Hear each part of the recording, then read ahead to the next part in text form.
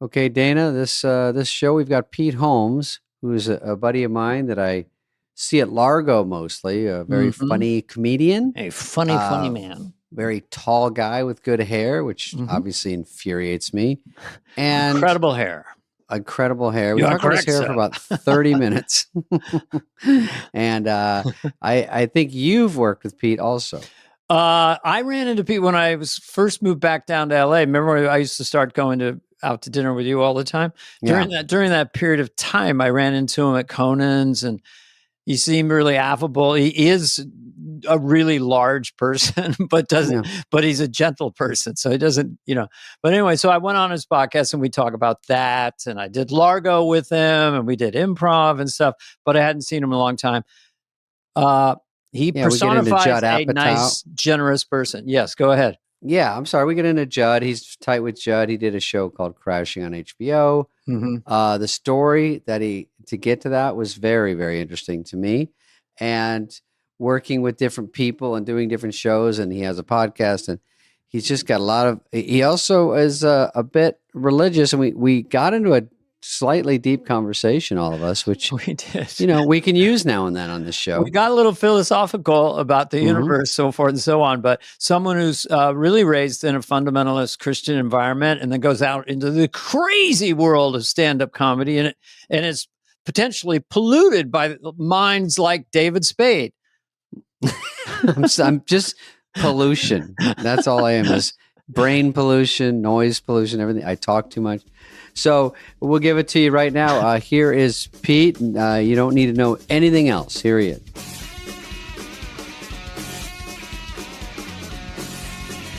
Are you on the road? I am on the road. I can tell. I look at that hotel. I am certain of this more than I'm certain of anything. I said, it's not great because I'm on the road. And they said, it's the only date they had. And I know saying that to both of you, you're going to both be like, we could have done it another time. I know it. No, I just said make it as difficult for Pete as possible. I just sent a memo 8 months ago. It said Holmes in June. I looked at it today. Holmes in June. So here we are. It's all set.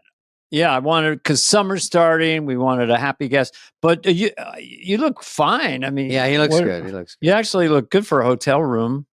Yeah, I did. I got the makeup mirror here. Oh my God. I tilted a lamp and I paid for the premium internet, boys. Oh, you know what? I've done that. I don't like it, but I've done it. I paid. I was like, wait, I'm very excited to be on the show and to see both of you. And I paid for that premium. That's how you know I'm not just saying it. No, I'll Venmo you. Bzz, bzz, bzz. I'll Venmo You're you. sincere. I think it might be time to become a Hilton Honors member and just get it. Where you get the immediate I think up. I might splurge, and go full Hilton Honors. Look at his fucking hair. Pete has fucking hair and he's hiding in a hat. He doesn't even know what he has. God damn, you can't make it look thin. Shit. Looks like Roger Rabbit. Can't. You guys both have fabulous hair. I just don't want to get my hair. That's what we were getting at. Thank you. Yeah. Just in a forward angle like this. Look at that hair. It fucking makes me mad. Every time I talk to him, he's 7 feet tall, which I hate. Then he's got cool hair. He's 6'6". Don't make him into a giant. Are you really 6'6"? I am 6'5.5", but that's not funny. Over 6'2", my friendship goes down about 40% because I don't want to be around. Line them up for me. Okay, Kevin Nealon, Conan O'Brien, Pete Holmes, Kirk Fox is tall. The Magician, Penn. Penn's Labyrinth. Penn. I'm as tall as Conan's hair. Like Conan's pompadour. Oh, he adds. What inches. A cheater! Yeah, and we're lined up, but I'm lined up to his hair, so he's probably like 6'3", I guess, and 3 inches of orange. Of orange, just fuzz. When I go on dates, Pete, I say wear ballet shoes. That's a prerequisite for girls. And then I say flatten your hair with oil as flat as it goes. You don't get 1/4 inch higher. Mm-hmm. I like that very, very much. Yeah, they get that ahead of time. I told you, Spade, that I really liked the movie The Wrong Misty. I think Lauren Lapkus is amazing, and I really thought that movie was a lot of fun. And then that line, she accuses you of wearing a wig in the movie. Oh, she does? Yeah. Oh my goodness. Yeah. Funny. There's a moment where she's clearly improvising and everyone laughs. It's like a blooper in the movie. Yeah, because she I goes do, like, but I well, don't. at least I'm not wearing a wig. And I'm like, wait, I'm sorry, this character is wearing a wig? No, I'm not, Pete. This is where it is. I'm kind of. Everyone thinks I'm wearing a wig full time, and I wouldn't make it this fucking ratty. Is it because of Tommy Boy, you think? Yeah, because of the fan and Tommy Boy. Oh, Everybody's maybe like, that oh, was Spade. it. It's Ted Danson 2 fake piece in Cheers. So I think people think Ted Danson is bald. Oh, yeah. You know, Can't Tommy do fake Boy, piece. we had to. Dana will love this lore. We did it, and I said, I think it's funny, which I was wrong. I said that we walk by a big fan, it blows my hair back, and I'm bald. I go, I think it should be less goofy. Like it should just be a piece of it is bald, like a little bit in the back. Oh, not the whatever full. we did it not 1,000%. And then we flew back to LA or wherever, New York, to do the show. And they looked at it and they go, you can see it from this clip. And I go, it's not that funny. They go, do you want to come back to a full bald cap and do it again? I go, yes. I don't want to, but of course, as the three of us know, if it's for something funny, it's bigger than you. You have to do it. So bald cap. I didn't know that was a reshoot. There's your clip. We're 4 minutes in. You got your clip. You know about clips. I love it. Yeah, you got to clip it. Clip it. The secret behind David Spade's hairpiece. Huge. That's huge. True. Honored to be involved. I gotta put my hat on now. Tommy Boy is a trender, man. Tommy Boy always gets out there. What trends on? Yeah, it got weird. What you made it weird? What is it? You made it weird. You know what I've noticed is we had whenever we have a beautiful woman on, I've noticed that as much as things change, you kind of can't compete with a beautiful guest. Oh, yeah. Like I've noticed that like deeply handsome people and deeply beautiful people tend to perform. They win across really the board. Well. Somehow in a video medium, they're coming out ahead again. Jesus Christ. They're coming out ahead again. Yeah. But I'm always surprised. There'll be something that I'm like, this is profound. This is life-changing. This is huge. And then that does fun. And then somebody beautiful being witty and charming is like, we can't not look at that. We have to see it. Yeah, we know some beautiful people out there. But we don't do the like, I should have learned that. You know what I mean? Like, whoops, the biggest mistake in showbiz. And then that kind of clickbaity thing. We're supposed to be average. I'm not including you in this because you're tall, you're good looking. And Dana's a good looking dude. I'm sick of being in the middle here. And Malcolm in the middle over here. Yeah, why would you look like you're in second grade? I mean, your frame is kind of like just you could adjust the frame. Okay, this is better. That. They wanted me to be Wilson in Home Improvement. I have a fake plant. Dana's killing it. They thought that this look would be better than what you have, so I did it. But anyway, when I went on your podcast, this will trend.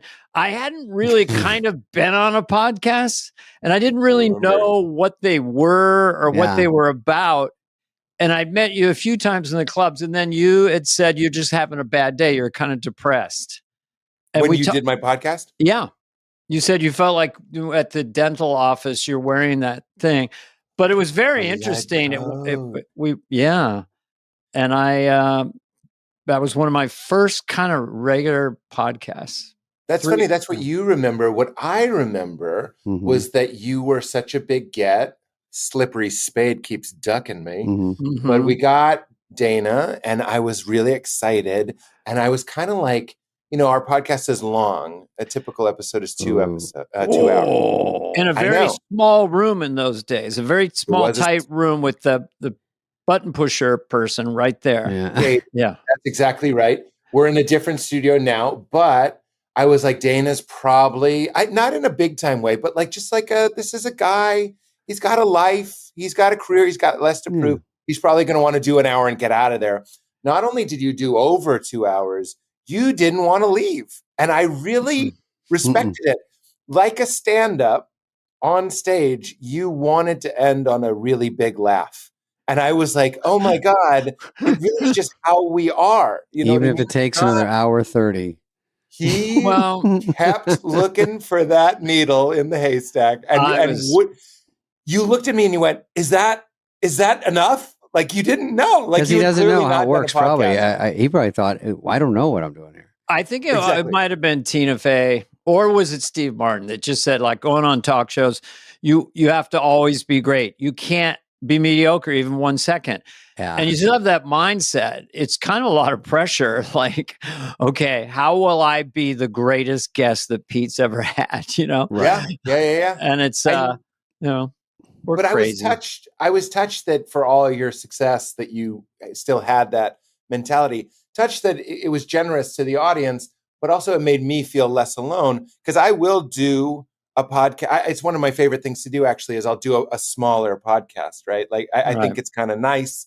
It's low pressure. But when I go on, I'm trying to be a great guest. There's no like math. Right. Like, this doesn't matter. You're like, this is all we're doing. Everything's an audition. Someone only heard Dana in their life on your podcast. And they're like, that's right. This is my decision on Dana Carvey, if he's funny or not. And that's the hard part. People go, oh, I thought, if they're fans, they go, I know you all the way back to Grown Ups. And I'm like, Grown Ups? Nothing before that? They go, did you do anything before Grown Ups? I go, no, it doesn't matter. Because all you have to do is get them once. Because I was thinking people I like, if they get me in a movie, you know what I mean? Obviously Chevy Chase had done some big ones a bunch, but if you're just in an old movie and I like it, I'm in for life. I'm like, I like that person. I like that person. Yeah. We were in the car. We're in Irvine. My family came with me. Love her. And my daughter was watching Hotel Transylvania 2. So I heard your voice this morning, Spade. That's a cute one for kids, I think. It's very cute, but it's also, I'm not just saying this, it's really funny. It is funny. You got funny. a huge laugh from us. You're talking about your invisible girlfriend who's from Canada. Yeah. And you do this, and we all know what it's like being in I don't know if you did an ensemble. I'm guessing you didn't do it in an ensemble. Alone. So you're alone. And you had to nail this line, like they're like, oh, this is your invisible girlfriend? Oh, right. Is she the one from Canada? And you say like, quiet guys, the wedding's about to start. You said it in a way that me, my wife, and my daughter, we all laughed. And I was like, I'm not just buttering your bread. I'm like, that really is special.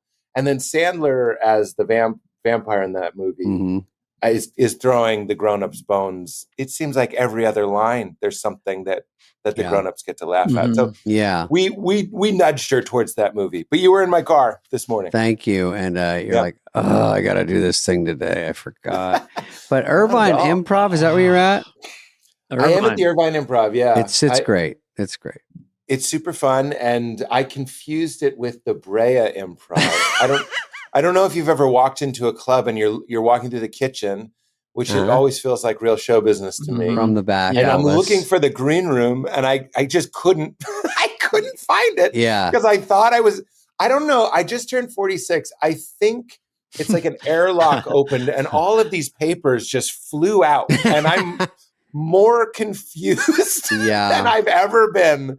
And then they were like, it's over here. And I went in the green room and I was like, because I was imagining the wrong one, it was very disorienting to be like, and you're like, I don't even know where I am. You're like, oh, wait, that means the stage is behind me? Oh, wait, where am I?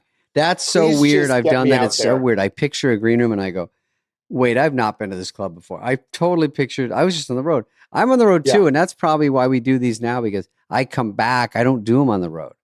It's too hard because I have either a camera. I can't understand how to plug in a computer. So they go, we got to wait. You're not a Hilton Honors member, so I'm not. You got to pay for the. I'm a Red Roof guy. I just did the gigs with Dana where, well, I didn't tell Dana, but it was a small town, great theater where you see like 8 people that day, and there's like a Hardee's, and there's one Dairy Queen. You go, there's no way anyone's coming to this show. I don't see one person. And then they filled it up, and you go, oh, they show up, but my hotel had 3 strips of Kleenex for curtains. And there's like 3 feet in between each one. I'm like, these are my blackout curtains from the website. And then the air conditioner under this white where the vents are about 2 inches wide. They're like this. Yes. And you're all night. And then it goes off. Then it comes on again. And you're like, oh my God, it's like a tornado in here. Do you know, you must know the life hack of the hanger, right? You know, the hanger life hack?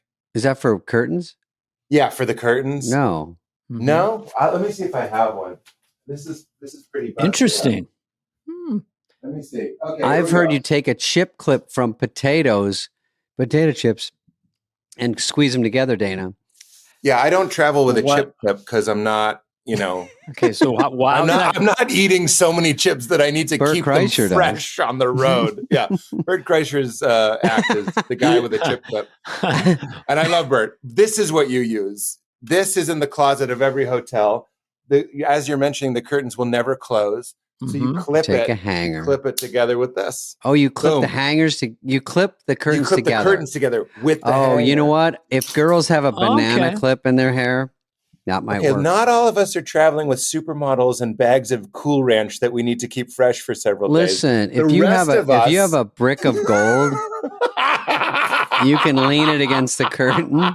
You can also block the light from the people by stacking bricks. You stack them. It's a hassle. You got to take them all out of the suitcase. But I like knowing where they are. I like knowing where they are. And I have the private jet pilot bring them in. He stacks them. He counts them after the flight. Leave, he moves them.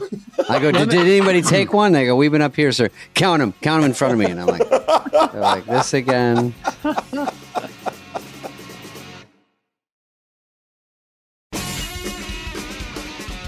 No, I know that Pete. I see it, Pete, at Largo a lot, and that's a fun place. That's an Apatow spot in my head, and you do a lot with Apatow from Crashing on. And tell us about Crashing, how it got going. Well, I mean, that was a big deal. It was a big deal. I love telling that story, and I love Judd. I was going to say, one of the strangest things to come from Crashing is that, like, I would say Mike Birbiglia and Judd and Neil Brennan and Andrew Santino are the four people I talk to the most. And the fact that one of those people is Judd Apatow still blows me away. Like, we talk about feelings, what's going on in our lives. There's no show business. We're just friends. And I'm so honored to see this side of Judd that is just the New Balance dad bod guy. Yeah. That's just kind of completely... I mean, every once in a while he'll mention having dinner with Paul McCartney or something, and you'll remember that he's Judd Apatow. But for the most part, he really is that dorky, latchkey, raised by television kid. Loves it. Loves showbiz. Yeah. Loves show business. Loves comedy. TV, yeah. Loves to laugh, and also, like, doesn't talk shit. Like, if you go like, oh, I saw the new season of, he's always like, I liked it. I thought that's all right. I thought it was pretty good. Spade got a few laughs. It's one of your things. Spade got a few laughs. It's one of my things you're trashing. That was all right. I didn't like it. No, I thought it was funny. There's room for that show. What happened with Crashing, and I love telling the story because it's like an exercise in gratitude. So I was doing the Pete Holmes show, which was a talk show that I did with Conan, which was also, that's a whole other story. And Judd did a sketch with us. Now that I know Judd, I'm like, Judd gets pitched this sketch 3 times a month. It's like, I'll pitch you bad movies. That's like the first idea you have. But that's the kind of operation we were running. So we go in and I pitch him bad movies. And if you watch the sketch, it's on YouTube. He starts improvising. And then I start improvising back, obviously. And I pitch him Crashing in that sketch as a joke. Because he keeps going, what's your real idea? What's your real idea? What's your real idea? I'm like, oh, it's a bear who's like the sidekick in a magic act. And he learns magic from watching the magicians and he escapes. And it's called Beargician. That's like the joke. It's like, I keep pitching different animals learning magic from their captors. And then he goes, and he seemed dead serious, but the cameras are rolling. Goes, what's your real idea? What's your real idea? What would you really want to do? And I go, well, I was raised religious. I married the first girl I ever dated, the first girl I ever slept with. We got married 6 years in. She had an affair, and I was sort of kicked into the deep end of stand-up comedy. Like, I sort of doubled down on my life as a comedian while I was also trying to learn how to be a functional adult. Very Judd Apatow, right? Like, I'm going through my 20s and my 30s is basically the show. And he's like, in the sketch, he goes, that's too sad. That's too sad. Don't really? He's joking, but he goes, "That's too sad. Nobody likes that. That's pathetic. I don't like it." And I'm like, okay. So that's like 6 months later, the Pete Holmes show is canceled. And me and my producing partner, Oren Brimmer, we were like, we're at our fighting weight. We were doing 9 episodes of that show a week. We were just like tearing through jokes, sketch. We were like really strong. So we were like, let's go with this momentum. We know the show is canceled, but the show's going to air, because we had all these episodes backlogged, for like 2 months beyond being canceled. So we know it's canceled, but the world doesn't know it's canceled. So we're like, while it's still airing and we feel like we have some still lights. Yeah. We're going to go out and we're going to try and pitch a sketch show. Because that was our favorite part of doing the Pete Holmes show. It was one of our favorite parts, was the sketches. So we go into Comedy Central and we're like, we're going to pitch them a sketch show. And in the that courtesy 30 minutes before the meeting where you're like chatting, you have a Fiji and you're talking. Kent Alterman, who is the head of Comedy Central at the time, he's wonderful. And we're friends. He says to me, well, one thing's for sure, we're not looking for another fucking sketch show. And everyone laughs, including us. We're like, imagine. But we were there to pitch a sketch show. So we scramble and we go, okay, we just lied. We said, oh, we were just here, for a meeting, a general meeting. We don't have anything to pitch. And they're like, oh, that's a little weird, but okay. 100% weird.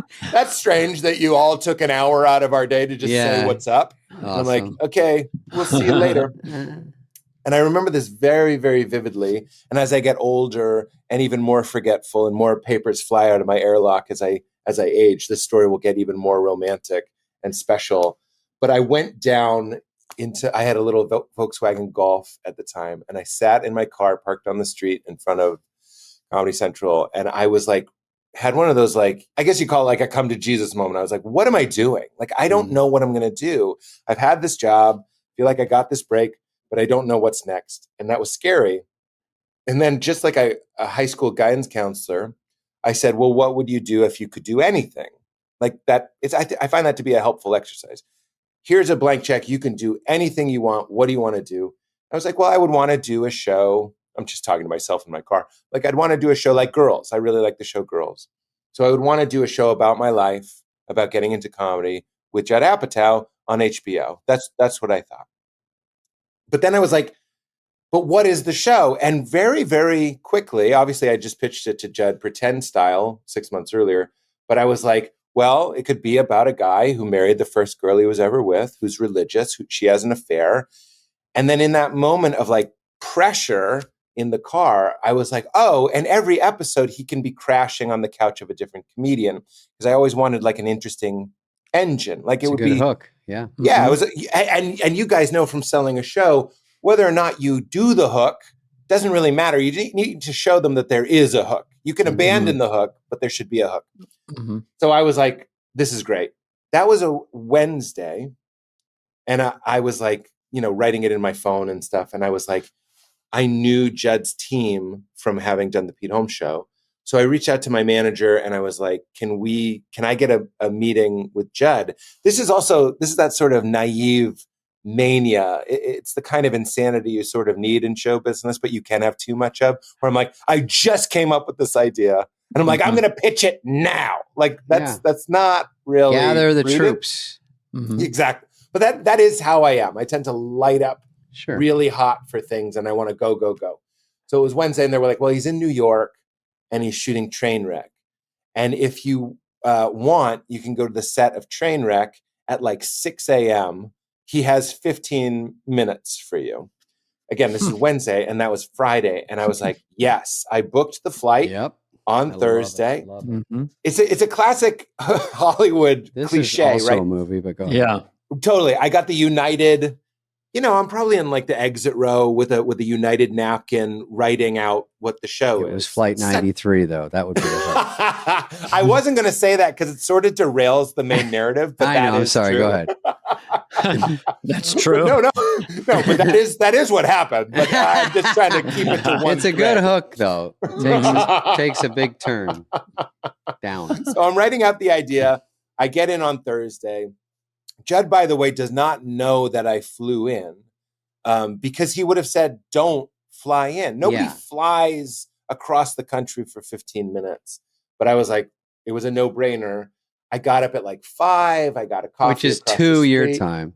Which is 2. Thank you. Which is 2 my time. Went in. Amy was there. I know Amy a little bit, so I'm feeling kind of comfortable. Vanessa Bayer. She's in there too. Amy well, they're Schumer. shooting. They're shooting Trainwreck. Yeah, but she's not in this thing you're doing. No. I'm on the set of Trainwreck. We're Sure. in like the fake magazine. But and that's so where I'm you mean they've already down. started their day? I thought it was before their day starts. So Amy's buzzing around. You see everyone, then you go, I got to corner Judd. Focus him. Yeah. Without these people, and I don't want them to hear the idea and go, thumbs down, if you're asking me. Honestly, totally. I mean, who's more distracted than a director on set before they're shooting? Like, it was kind of a bad idea. So he's sitting at this table. I sat down and like, you know, I felt okay. I talked to him for like 12 minutes about other stuff. And then in the last 3 minutes, I was like, here's the show. And what happened, and to take some of the onus off me, like I don't really deserve full credit, is Judd, was just getting back into stand-up in New York. And I'm pitching him a show about a guy getting into stand-up in New York. So the stars aligning on that. He was in, and the sort of postscript to the story is, he goes, write it. He didn't say like, let's do it. You got a deal. He was like, write it. I'll take a look at it. And I wrote the script in 2 days and sent it to him. And we were off. I think we pitched it like a couple of weeks after. It was crazy. Is he have to pitch too hard, or is HBO saying, what do you want to do next, Judd? Like kind of an Adam at Netflix kind of thing. They did have a deal with Judd, I think. We pitched it to Amazon and they passed. And then Judd told me to stop being so philosophical, which is a funny thing because in Judd's masterclass, he uses me as the example of how not to pitch a show, which I didn't know until I was watching Judd's masterclass. And he's like, one thing you want to do is don't do what Pete Holmes did. Don't do what Pete did. He got all philosophical. Just tell him it's funny. And I'm that way. I want to talk about the themes. I want to talk about the message. Feelings. I want to talk about the growth and the feelings. Judd was like, just say it's funny. You're going to love it. Trust us. And I was like, yeah, that is how you would pitch it if you're Judd Apatow. But I've never had to pitch it that way.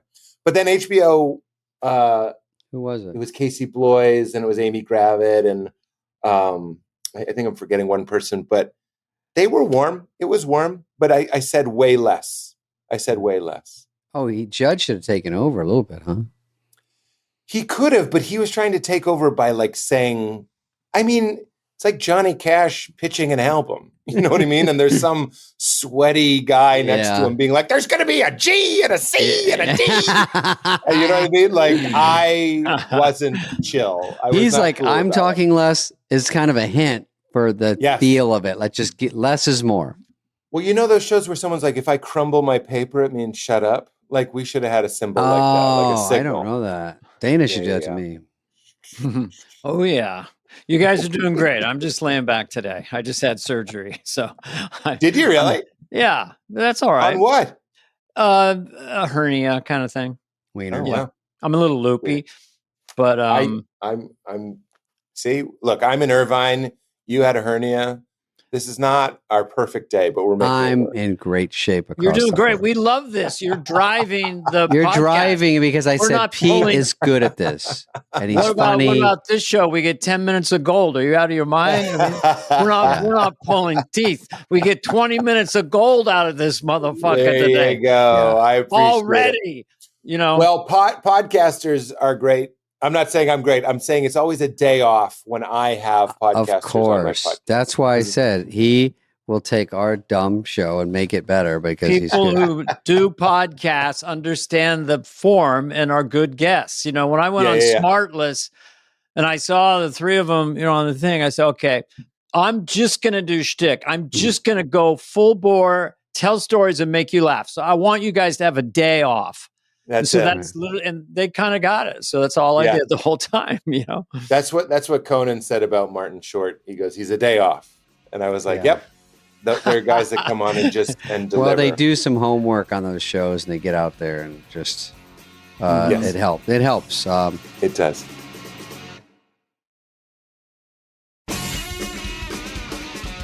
I'm not going to go over the fact that you're a hooray-theist, which is maybe the funniest word I've heard in a while.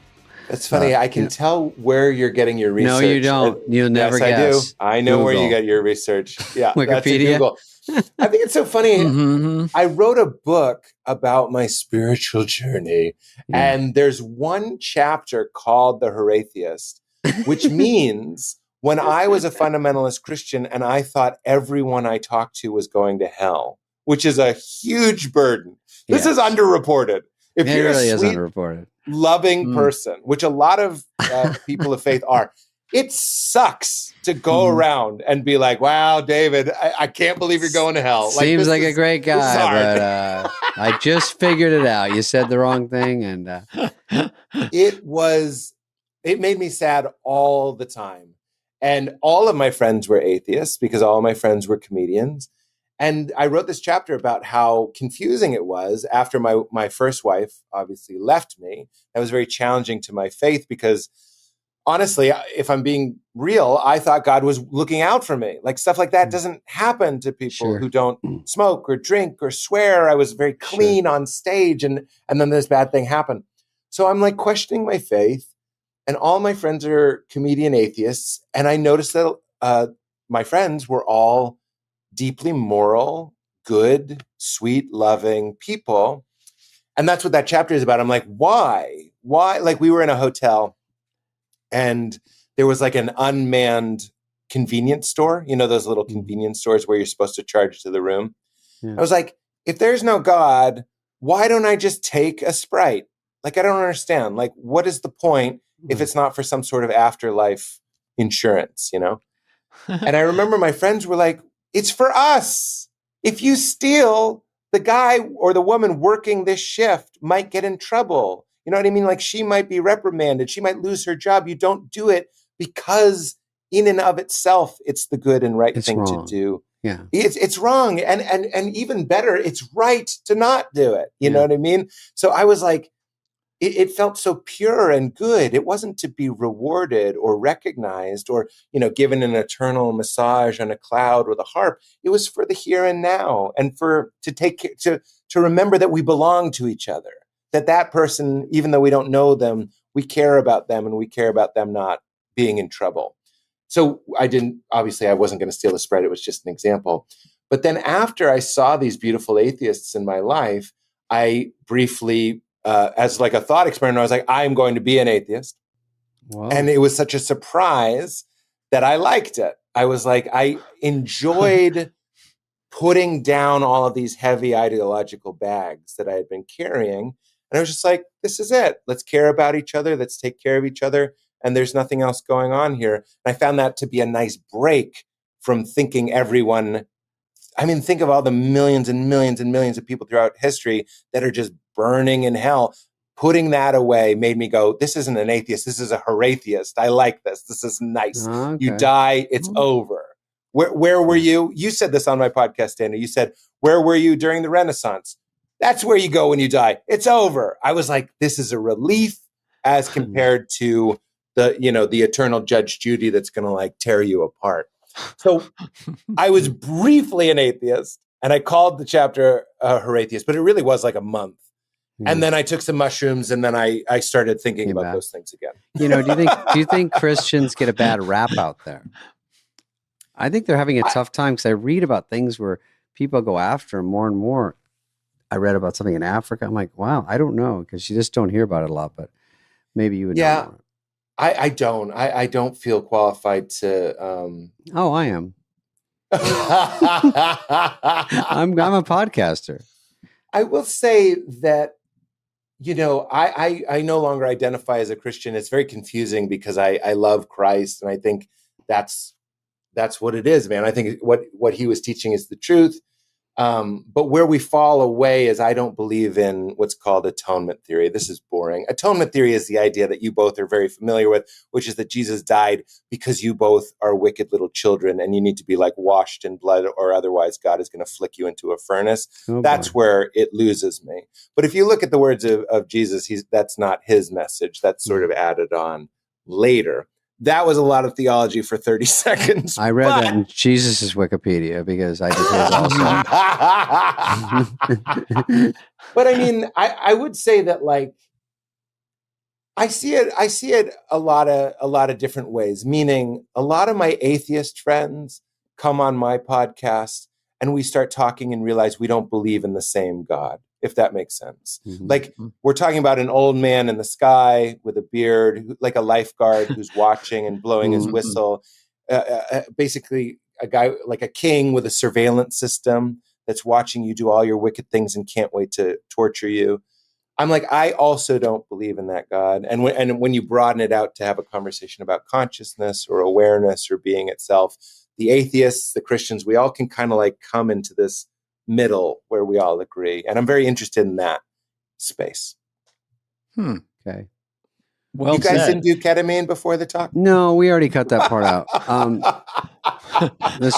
We cut it out while I was texting everyone going, this part, we got to lose it. No, I'm kidding. I started it. No, I like hearing about it because we talk about different things and it's very interesting to me to hear that. And also that's such a part of you that, listen, we can go back to talk about 7-Eleven and stuff like my act, but sometimes you have to talk about real things. It's interesting. Well, you know what's funny is it's we're not actually talking about something that's exotic or mysterious. Every person listening, you, me, David, Dana, we're all having the experience of being aware, and that's the mystery. Even science agrees. That's called the hard question of consciousness. We don't know. It's funny. Science looks into microscopes and looks at stuff, but we don't know what is looking into the microscope. It's really kind of funny if you think about it. Like we're acquiring all this data, but that which knows the findings is itself a mystery. And that to me is why I don't walk away from metaphor and interesting spiritual texts, because we're talking about something that's very difficult to talk about. But it's what's looking out all of our eyes right now. It's not in India. It's not at the top of a mountain. It's not buried at the bottom of the sea. It's what you're experiencing right now. It couldn't be more familiar to you. Mm-hmm. I was around a really sweet dog this past weekend, and it doesn't have any of that higher consciousness. So it's very pure, very eager, very happy, completely in the moment. And it was kind of nice. And there was a real estate agent I met recently in the last year or so, and he doesn't watch any of the news, anything. He goes, I want to be like a dog. I want to just be in the moment, happy. But like humans, our brains go crazy, and I just feel the whole thing's a mystery, and it's so elusive. And we'll find out one day exactly what happened. Yeah, not Yeah. You know what is really helpful to me and is a little less sort of highfalutin is I say yes, thank you all day long, especially when something isn't going my way. I like to use the example of a delayed flight or something, and you're having all these feelings. The dog, one of the things that makes a dog so beautiful is it's not really resisting its experience. You know what I mean? It's just there for it. So it's not just present when everything's good. It's there. Yeah. David, what's your riff, David? No, I agree. I think, dogs are funny. I have a chunk. No, thanks for the setup. You do have a dog chunk in your special, right? I do. I'll spare you. I can't believe it. A dog chunk? Of course. I like this angle of dogs. It's like when you see kids, there's something magical about kids that are really little because there's no weight of the world. They're literally minute to minute just trying to find the fun in everything and couldn't give a shit. And then the older you get, the more it's piled on. It feels like you know too much almost. You're like, too much info, too much data. Add in social media, add in the news, and everyone kind of tilting a little more doomsday.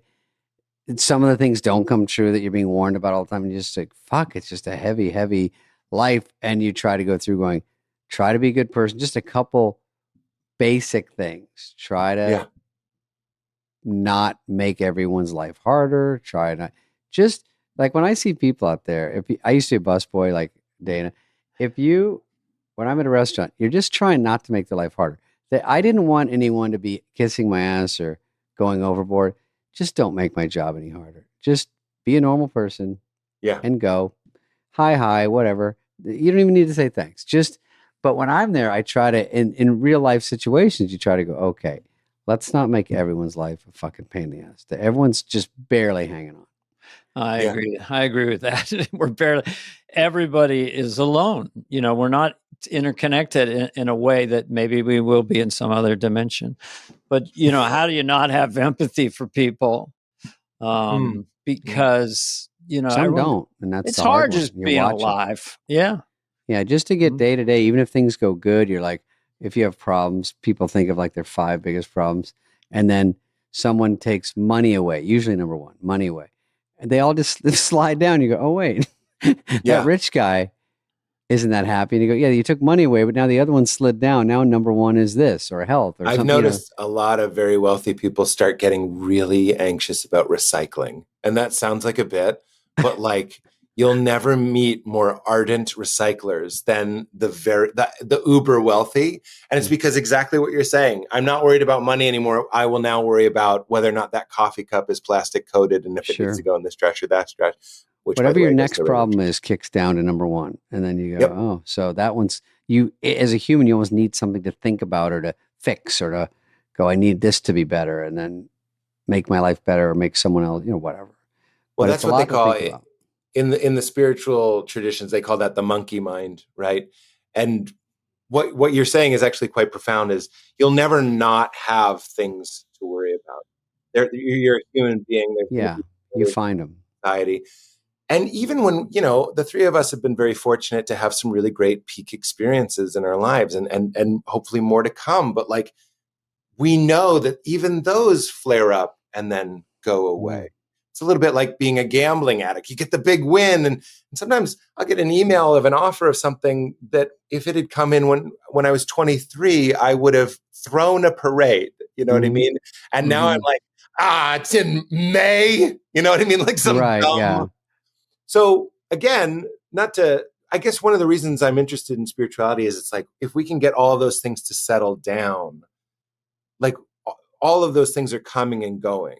Your happy moments and your sad moments, your anxiety, but there's something that was consistent. Like your experience has been consistent. There's always been a sense of being myself. And when you look at what you essentially are, meaning those things that come and go can't be essentially who you are. So what was there the whole time? Your being. And then when you look at the quality of your being, you see that it itself is peaceful and happy. That's better than what I was going to say. I was going to say that sometimes you go, if I do this thing, when I host Saturday Night Live next week, that's going to be really fun. And then you start to say, when I'm driving to get gas, I go, this is actually the real life. So you keep thinking of something else, but you're like, this is 99% of my day, just doing normal things. So this is the part everybody's just being happy in. You just go, I just want to be okay right now because this is really the life part, the minutia little things. Am I content here? Because of course there's peaks. Well, yeah. Well, Ram Dass talked about this, right? You eat ice cream. So you're hosting SNL next week, which is awesome. That's an ice cream cone. But the human temperament is, okay, I've had ice cream. Now I want some water, and now I want a nap. And now I'm bored and I want TV. And now I'm tired and I want to sleep. And now I'm awake and I want coffee. This is your life. So you're absolutely right. We need to slow down and drop into our lives and enjoy. And that's what Yes, Thank You is. It's like, when David does SNL and now you're like, well, what are people going to say about it? Instead of being mad at that, you can go just like the dog.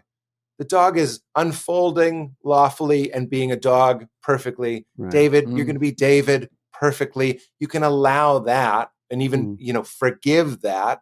Be like, this is just what it is. But if we can find little moments of quiet, even as we're talking right now, if you can just kind of find a stillness behind the conversation and go, oh, that's the place where it's enough, that it doesn't matter how it goes. I'm sure it'll be fantastic. The day to day is just like, this is your real life. This is the part where you go, after that's done, I'm right back here. And it's not so bad. So, Well, you don't want to postpone your happiness. I don't want to go, I'll be happy. That's kind of what I'm saying. Yeah. Yeah. If I nail this podcast, then I can feel good about myself. I'll get a certain exhilaration from doing this show with you guys. But it's a fool's errand to keep going. Oh, and then I'll kill it at Irvine, and then I'll kill it tomorrow morning with my coffee. Try to just say yes to what is. That's a big one for me. And even that you botched this podcast, you're not mad at yourself. Well, that's the trap, right? If I say I'll be happy that I did well, I have to be unhappy that I botched it. Yeah. But that's just a dumb scale to put your worthiness on. Mm-hmm. I think helping other people is a kind of nice way to get out of your own head. Yeah, for sure. Whether it's your wife, your child, or or the club owner. Can you do 5 more minutes, or any little thing that you're focused on helping somebody? I think it's really useful. I agree. And want to do it anyway, Totally. The best shows I was going to say are the ones where I remember, where I just take a little moment to think about everything they had to do to get there. And like you said, David, the 5 big problems that they have, everybody here has those 5 slots filled. Mm-hmm. And then when you see, they're never empty, really. They're never empty. Yeah, you're right. One goes out, number 6 drops down. Okay, now I'm in line. Now I'm in the top 5. And then one of the great things about laughing together, there's something magical about releasing that tension. And there's a way you can release it with other people around you that you can't do it. That's what sort of makes our phones so, in a way, awful, is that it's a methadone. It's like a synthetic, lonely version of something that I think is much better when we're, touching elbows with strangers and for sure. Letting it out.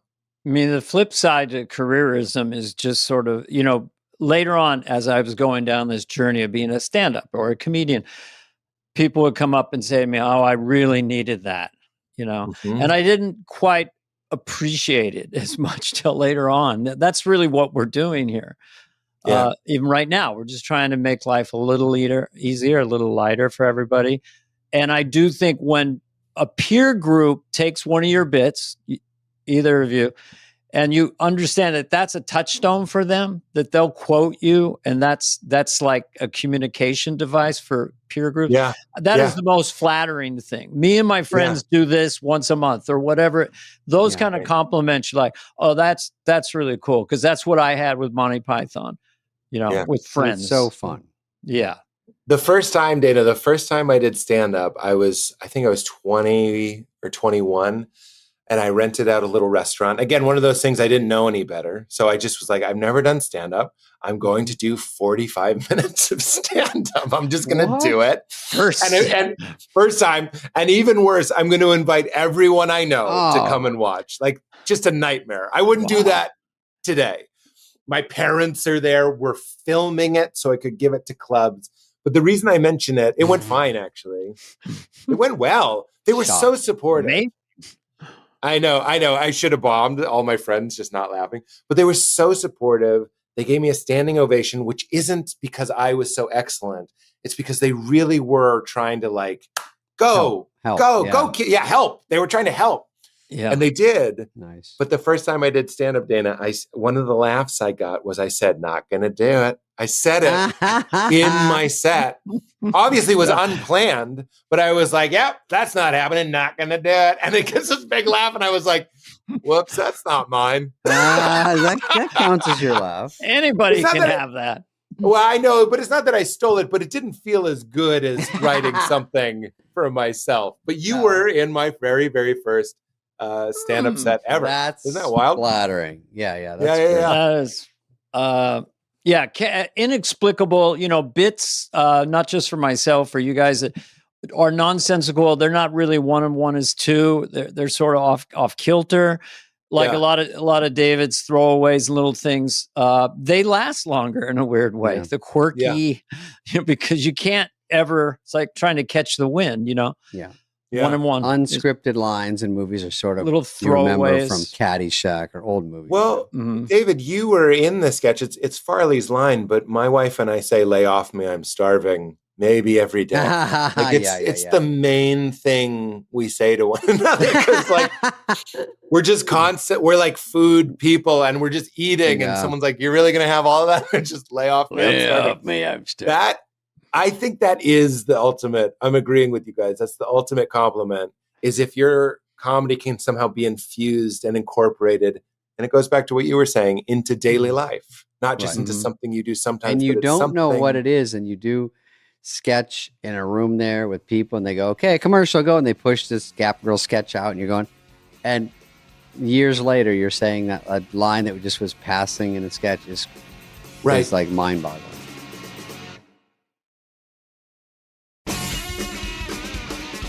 I don't think, and I love that sketch, I could totally see you guys being like, why would this one be a sensation? Right. You know what I mean? It was like, Farley, which is a trick. So if you have Farley and he's in a wig and he's drops his voice from a female and chokes me. And it's about French fries. It's just funny. And you have Sandler in a wig too, which is funny. Going, you guys. Yeah.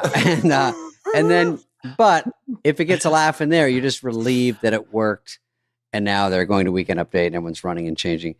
And so then things get picked out of shows, like Dana knows. You don't know what they like. You don't know what you like in a movie. Look, and history remembers the winners or whatever. I'm like, I could and I mean this as a compliment, that sketch could not have worked. It might not have worked. And we just never know. Like, you still don't. That's like what makes comedy endlessly you hit it wrong in interesting. rehearsal, you get it barely right, and you hit it right on air, which is not always the case. You do better in dress than on air. You just go, God, can I just walk in one more time? Because it didn't come off in the right energy. And you go, nope, that's it. We're doing it. And then you go, that was an okay sketch.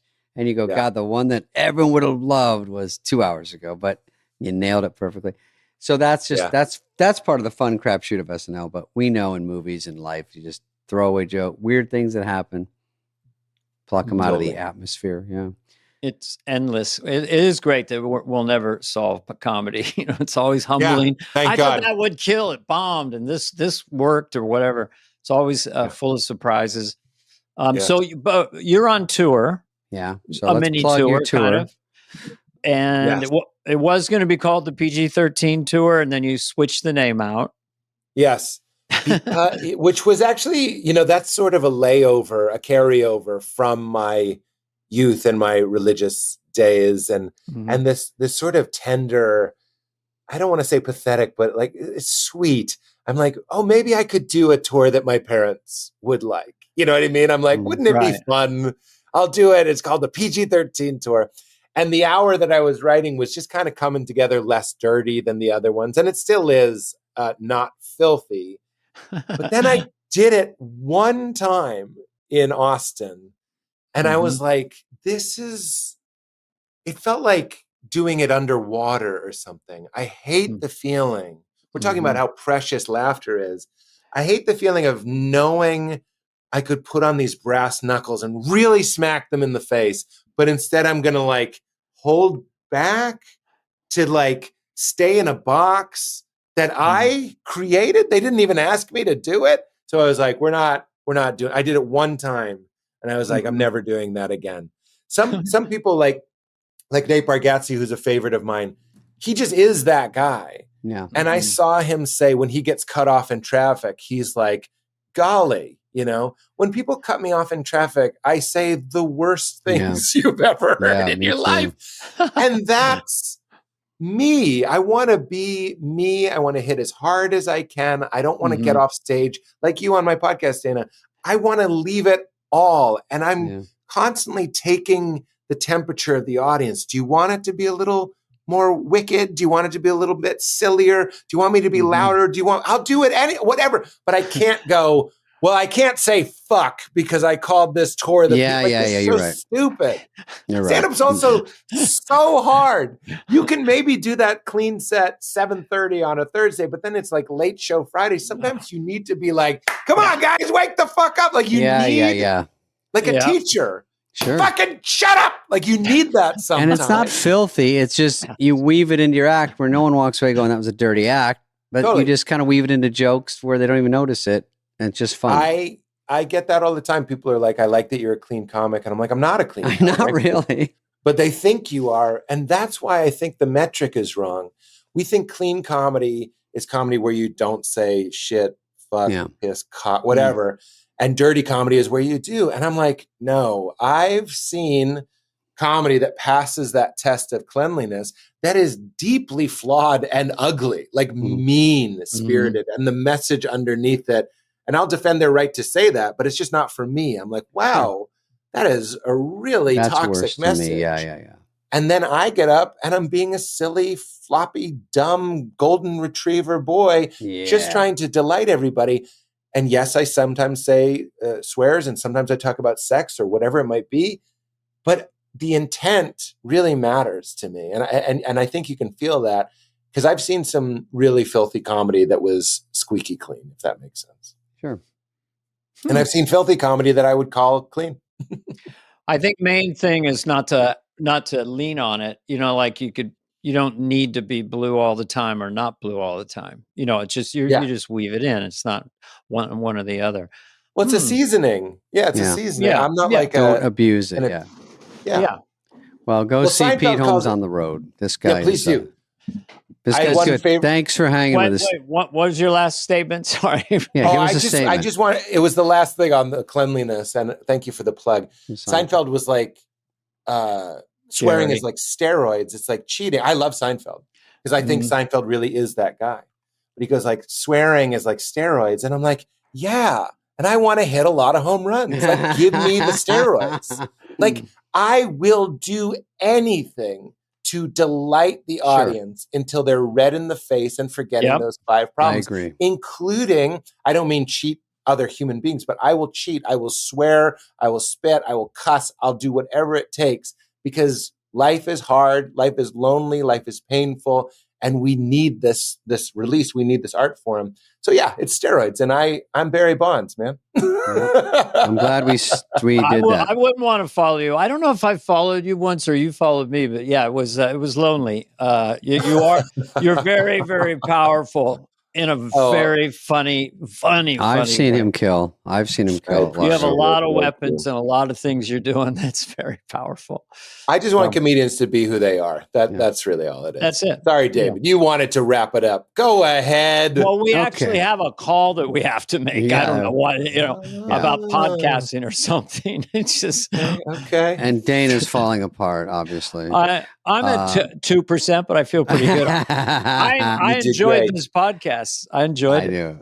It was a great chat, though, Pete. You're a good dude. I will see you at Largo. I hope so. Thank you both. All right, Dana, don't hang up right away. This has been a presentation of Audacy. Please follow, subscribe, leave a like, a review, all the stuff. Smash that button, whatever it is, wherever you get your podcasts. Fly on the Wall is executive produced by Dana Carvey and David Spade, Jenna Weiss-Berman of Audacy, and Heather Santoro. The show's lead producer is Greg Holtzman.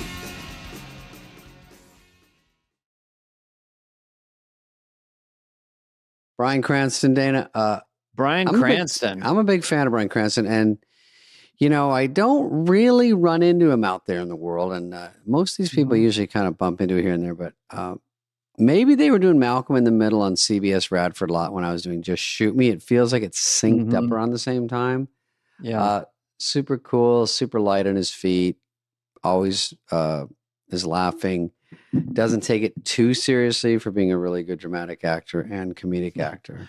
No, he doesn't take it seriously at all. And you try to pay him a compliment. He's very, very humble about it. I'm not sure he can really grasp how great he is, but it's hard to not gush a little bit because he was so brilliant in Breaking Bad. And I think it's a quintessential show. Just someone really fun to hang out with, had a great sense of humor, told us all about his adventure trying to be a stand-up comedian for a full year. Yeah. And that's a very interesting story. And where he came from and how he started in a soap opera in New York. And when Malcolm he felt like he made it. Yeah. Oh, Malcolm in the Middle was huge. And he was it Breaking Bad within a year? It's so weird how those time frames, because Malcolm in the Middle seems like forever ago. Breaking Bad does not seem like that long ago, but I guess within a year he got it. Yeah, and then it just goes to the idea of, I call it whimsy or luck in show business, and he kind of talks about these pieces of his career, there's this sort of like just planets lined up for him. And of course, the Phoenician. It's out right now with Wes Anderson. The Phoenician Scheme, was it? Sorry about that. With Benicio del Toro, who I love. And, and Tommy Hanks, or Tom Hanks to you. Tombo Hanks. And so great chat. We all cracked up as always, and hope you like it. And here's the guy. Here's Mr. Bryan Cranston. Shit, that dude's here already. Oh, fuck. Bryan Cranston. God damn it. Don't say anything. He can't hear us yet. I can't hear anything. Can't hear a thing. Not one thing. Look at this guy. Bryan Cranston. Bryan Cranston is a name you want to say. It feels good to say it. Right? Bryan Cranston. Our whole goal is not to bore you. So how's that going so far? I think we're bored. I just watched your monologue of Bryan Cranston. Brian Cranberry. Ooh. The SNL mono. God. God. Thanks for coming on. You're you're Bryan Cranston.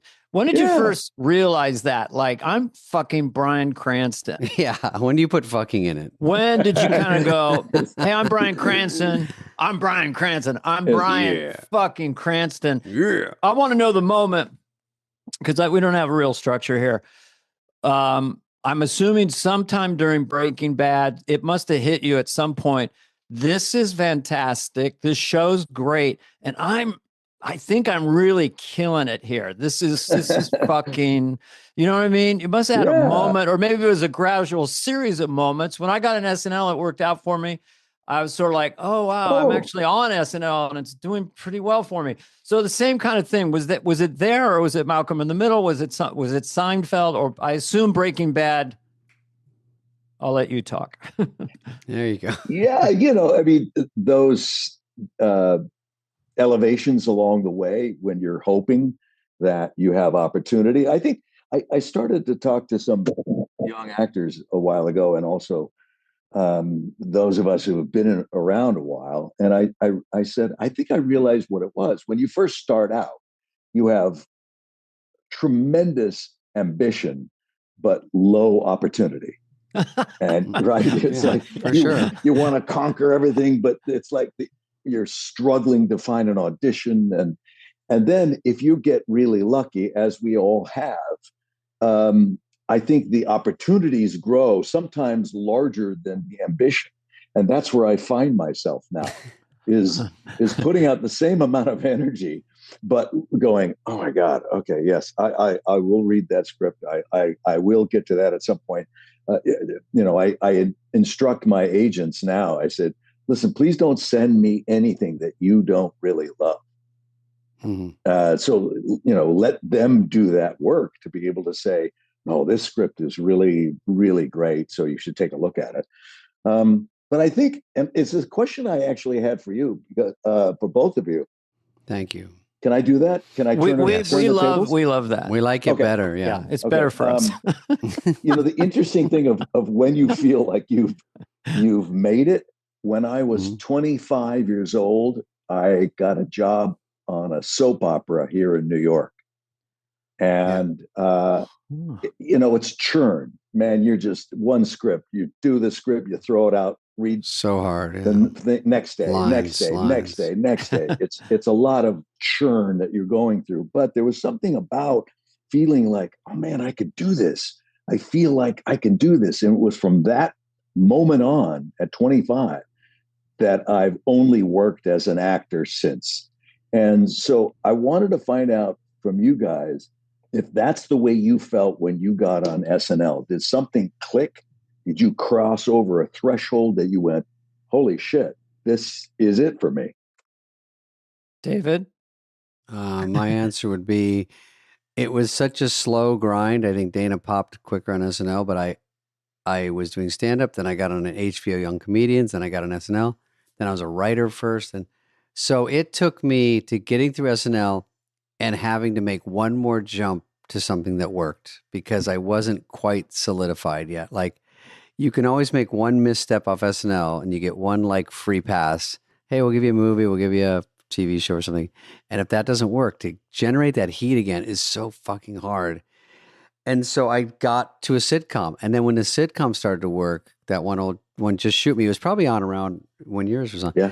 But when that got to like year 3, I started to breathe again and go, okay, so this might be what I do. You know, I don't think I'm going back now.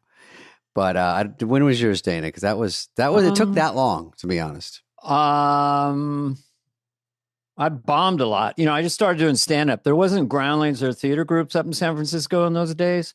So I was doing stand-up, but I didn't find out until 10 years later, literally almost from my first set to getting SNL, like, oh, this is where I belong. So when I got on SNL and I'd done these characters as a stand-up, and then I put the wig on and the dress with church lady and stuff, it was like, this is really fun. And we'll talk about when you host it, and also your LBJ, which is, I think, is extraordinary. I was watching. You do one of the best LBJs out there. Well, the only one where you Fred Travellina, and well, he was doing it as an actor. I mean, I know. Hollywood wanted to use me. I screen tested for Amadeus. You know, for real. Yeah. I did a sitcom with Mickey Rooney and Nathan Lane in New York City when I was 25 years of age at Studio 6A in Rockefeller Center. And then 8 years later, I got on there. So to answer your question shortly, it's like, once I got in SNL, I felt like a fish in water. Like I really belong here, you know? And so that was it for me. You know, how old were you then, Dana? I was 51. No, I was 31, and my first set in a shitbox comedy club where these comedians came up, and I thought, well, they're not that great. It was in Berkeley. And I scrolled on a napkin. I do a Howard Cosell. I do John Wayne, you know. And then a guy came up and levitated the room, and it was Robin Williams. And then I crumpled the paper or the napkin, put it back in my pocket because I didn't know there was only one of him. But basically, it was the classic 10 years of this. But the stand-ups always have a baseline, like a band. You just go back to the clubs, go to the theaters, do stand-up. So it's a nice little side job. So. It is. It's foundational for you. I did stand-up for about 9 months. Oh boy! Back in 1980, 81, and I did it only because it scared the shit out of me. Yeah, what you guys do was something that terrified me. So I thought, wow, the only way I'm ever going to get over this fear of it is to dive in. Shit. So I rose from being terrible to being mediocre. In those, that's a big jump. Yeah, it's a big jump. It is in stand-up. It is big. Now consistently I'm not just walking everyone. Do the job, get consistent laughs. You know, was it New York? It was in L.A. In L.A. back in '81 when they had there were places like the Playboy Club was there in Century City. The Laugh Stop, of course, the Comedy Store and Improv. Is Laugh Stop in Newport? There was one in Newport, right? Then there was one in the Valley where I had a great night. Okay. My best night was in the Valley. I love it. You know, about 8 minutes or something and killed. I got in my car. I drove to the Improv. I begged the guy, "You got to get me on." I'm on fire. I'm on fire. Right. And he says, "Well, I could you stick around because someone may not show up." And so, come on, you're blowing it, guy. I know. So he says, I think what's his name is not going to show up. So in about 45 minutes, you can go on. Okay, 45 minutes. I walked around the block in that neighborhood. The block in that neighborhood doing my set, just trying to recall it exactly as I did it. That got such a great reaction. And I felt great. And I got up. It wasn't the same. Not the same. Yuck. It's so weird. Crowds are like fingerprints. They're all a little bit different. And then you go, I just was on the road. And I'm like, one night, these 3 jokes work the best. The next thing, these 3. So overall, it's about the same. But you go, why? Why didn't they bite on that? Did I say it wrong? Is it a different attitude? Different something about it. it didn't work. And you could drive yourself crazy trying to figure it out. Anyway, and I started turning down auditions because I was drinking too much. I was in the clubs, and if I had a good night, someone would offer me a drink. If I had a bad night, someone would offer me a drink. Oh yeah, and it was like, and they're all free, which is great. Yeah, and you're just going and then sleeping until noon or 1, and turning down auditions. And finally, I just went, wait a minute, what am I doing?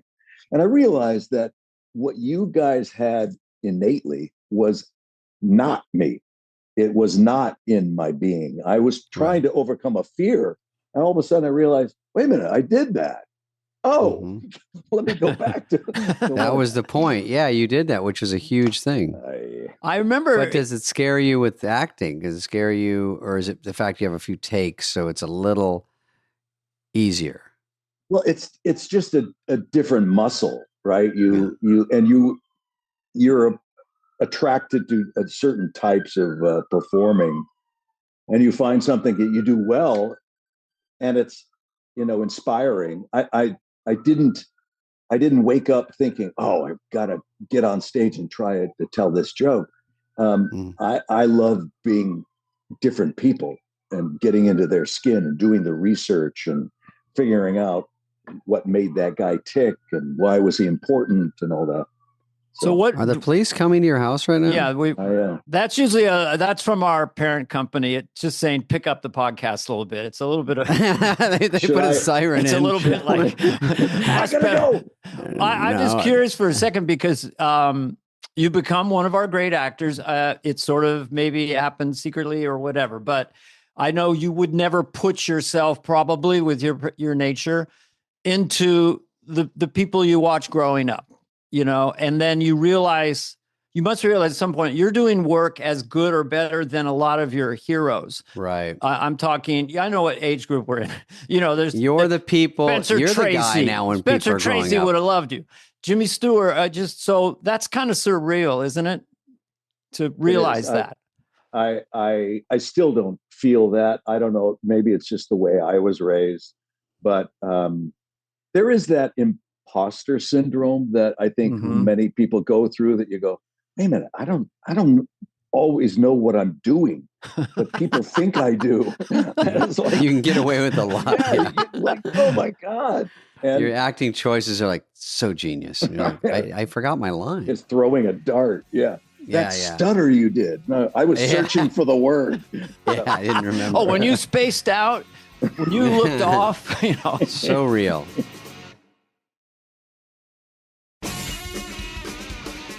When did Bob Odenkirk first come to you and go, oh, that was a great take. You're so Bryan, good. So you're funny. killing it.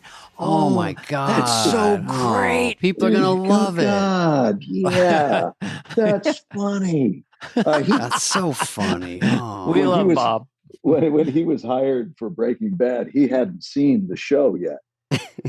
And I just ribbed him about that. I go, so you got hired to be on a show and the episodes were readily available to you, but you chose you chose not to be. So anyway, but he learned quickly, and boy, what a lovely thing that's happened to him, Yeah.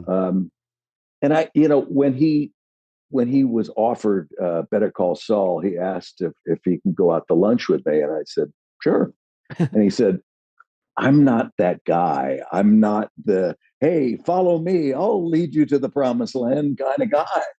And I said, I don't know that I was that either, but there is the need for that person to kind of take care, to kind of be the dad of a company, of a show. You're number one on the call sheet.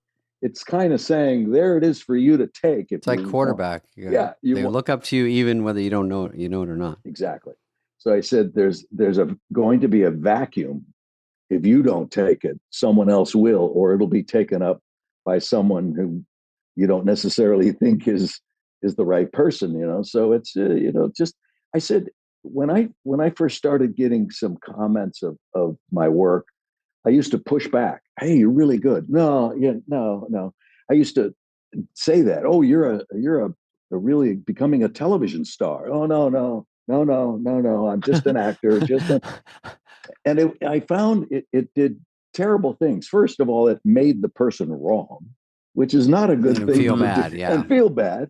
Yeah. It forced them to then continue the fight. No. More compliments. I'm being serious. It's a good trick. So what do you say now?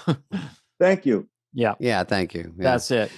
You don't want to go on a set and be run by number 9 on the call sheet. I'll tell Bob. Let me ask you a question about and I don't know I know the Malcolm in the Middle, this and that, but you were the lead in Breaking Bad, and you were in the flow all day long. I mean, the pacing of yourself, but also when you're someone who comes in and does a guest spot or has one line, you're waiting all day. You get into a flow, right? Where you're just that character for so many hours. Is it harder, better? Obviously, it's how do you handle the sheer exhaustion? And do you get almost hypnotized even deeper into the world because you're just doing so much of it? Well, as you guys know this, so for the listeners, it's basically you find your rhythm when you're needed, when you can rest. You develop a system of how and when you're going to rise to an occasion and when you can shut down a little bit. But I always thought, and we've all been on shows where you have the person coming on the show who has one line and they know nobody, and they have to come in and nail that line. And that's one of the hardest things to do. Yes. So I would always try to greet every Avoid them? co-star. Sabotage them? No, go ahead. and just try to make them feel at ease, because number one, it's the right thing to do to help this person. But number two, it also helps your show. They're very important. Those people that come in, it's really hard. So important they get it right, and they're in a vibe that they don't know. They're just getting in the current going, are we playing everything like this? And you're like, no, we're all down here. Yeah. But they don't know. And then you go, okay, let's make it all it's cohesive. Late in the day, all the makeup's kind of wearing down on the people who have been filming all day long. The crew looks wasted. They're exhausted. They're coming in to land that line. Yeah, it's They bring them in, you're up. It's like, right before we wrap. Now just relax. Yeah. Oh, okay. Never thought of it. That. Great. Yeah. But so how old were you when you really made it in your mind? Because you struggled for a while. Yeah, but I expected to struggle, so I guess I didn't feel like I was struggling. But after the soap opera, were you saying like that was 25? So you kind of consistently worked after that. So that's really making it, right? Very consistent after that. I've never had to do anything but act after that point. And that kind of confidence going into whatever you're doing next is brilliant. And it was a savior. And then about 35 years ago or so, I stumbled upon a philosophy that I realized, I was doing everything wrong. I was thinking that an audition was a job interview, and that because I'm an actor and they're casting for a movie or a TV show or something, that's a job, and I'm going to go in to try to get something. And I realized by doing that, you're giving up your energy and you're sending it away from you. And so I thought, whenever anybody wants or needs something, they don't have control. They're giving up control because they need something. They need a job. They need validation. They need something. So I thought, I'm just going to hold on to that. And I'm not going to want something. I'm going to give them something. I worked on this scene. I think I can do it, but it's their option. Here's an idea. You take it. If that works for you, fantastic. If it doesn't, we'll see you later. Oh, like we're 50-50. I'm going in. This is good. You want my product? Take it. Exactly. Goodbye. And in the modern era, I like that. You can audition with your phone or with a friend, which is kind of nice. Like, here's how I'd play it. You can see me. A lot of people get roles that way as well. You can tweak it a little bit. Yeah. That helps. I hated going in those rooms, and I always bombed, and it was horrible. I bombed in front of Paul Newman terribly, and Joanne Woodward. God, what did you do? Holy shit. Well, I had Paul Newman, the superstar. Take a shit in front of them or something? Were you there? I think Robbie Benson got the part. I had no training. I at all. I was just a stand-up. And so acting terrified me. So I went in, they put us off in pairs, they auditioned. So I went with a lovely young woman. We read the scene. I was all over the place. I knew I was bombing. Joanne Wood was there with the dog. Paul Newman with red socks, really tall red socks. Red socks. And then Paul Newman was so sweet. We just bombed. And then he spent 10 minutes saying, well, I appreciated that. He was just so nice about it, but the air was thick. And so I walked out with my partner. I just met, and I said, well, that didn't go well. And she was like, yeah, it didn't go well, did it? I really ruined her audition. Yeah. So anyway, what you just said, I hope young actors listen to that you're just showing them something. You're not really trying to get a job. It's the difference is, do not go in there to get a job. Go in there to do a job. Yeah. That's it. If you can just say, this is my job, I'm going to create something. It's either funny or it's appropriate to this character. Here's my idea. There it is. Yeah. If you like it, great. If you don't, that's okay. I like that. You don't look so desperate and thirsty. No Desperation. That's my angle is desperate and thirsty, because when I would go in, I would try to joke them. I didn't know what I was doing. So this is Dana probably does too. We spend 8 minutes talking about the 405 and how the crazy drive, and then they're laughing, and then I read it, and when it stops laughing, it goes, oh, forget it. Oh, that happened to me. I'm trying to win them over with the meeting. I made Suzanne Plachette laugh so hard. I had 15 minutes. I'm doing everything. And I'm excited to hear you read. And then it was just dead silence. And, I'm just curious. I thought. Again? I'm curious about our guest today.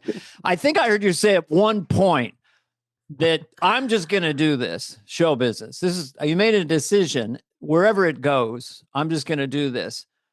And what was that after the soap opera? You went back to the soap? No, I was actually going to a junior college in LA. I had no money. So I was studying police science. I was going to become a cop. And Detective Cranston. You look like you could play a detective. Yeah, you look pretty cool. We'll get to that. You must have played a cop or a detective. I played lots of cops. And I didn't know what to do. So I was going to become a cop and transfer to a university to finish before I went into the LAPD. That was the general plan. But my second year of this junior college, I took an acting class, and in the class, my job was to kiss this really pretty girl. I am making out with this pretty girl, and I'm thinking, oh my God, this is amazing. And so after that semester, now I'm 19, and I have no idea what I want to do. That just spun me out of control. And so I hopped on a motorcycle and traveled around the country for a couple of years, getting jobs and odd celebrating jobs and carnivals. I was so confused. So in a way, at the time, I felt like I was running away, and I suppose I was, because I didn't know what it was I wanted to put all my energy in. And it wasn't until I was on the Blue Ridge Parkway of Virginia, waiting out a rainstorm on my motorcycle underneath a picnic covered picnic bench with a slab of cement and me. And I stayed there for like 5 days because it just never stopped raining. And it was at that time I had this epiphany that, okay, I am going to go after something that I really feel I can be in love with, but I wasn't necessarily good at yet, as opposed to something I was good at, which was police work, but I didn't love it. And so that was the distinction to me. And I thought, okay, here it goes. I'm going all in. There's no God, that's ballsy too. One of them's like a set job, and the other one is iffy, very, very iffy. It will always remain that way too. When did you first get without giving numbers, a check where you kind of went, holy shit, compared to regular, I was a waiter, a busboy, dishwasher, all the rest, but like, wow, that's amazing. I love this. And they're paying me a lot of money to do it. It's a very heady thing. Well, I was doing some community theater and some summer stock and dinner theater and stuff like that. but it was in 1979 is when I got my SAG card and started working and making a living. And I did commercials and I did industrial films and whatever would pay the rent and all that stuff. That's, it was fun. When did you get paid too much money? When did you want to give some of it back? Because clearly this is wrong. There are some of those jobs now that you say, no. Wait, what? You want what did you get for Godzilla 2017? What did you get? We don't ask. No, we Mr. don't. You don't answer that question. I'm sorry. I do know that I did when I was coming up. I worked did voices for the Power Rangers. I did so many voices for the Power Rangers that they renamed when they changed all the names from a Japanese name to Americanized sounding names. They said, why don't we name the blue Power Ranger Cranston? Billy Cranston, not Brian. Billy Cranston. Do you mind? And I said, I don't mind. We didn't think it was going to go anywhere. And it goes anywhere. So the blue Power Ranger, Billy Cranston, is named after me because I did so many of those voices. Let's go, team. Let's go. And I love that show. Defeat me. I will kill you. Oh, I love it. You've kind of done everything, haven't you? Voiceovers, sitcoms, movies, theater. Well, it's you have to expand your ability to work, or else you're really narrowing the field, I think, man. Right?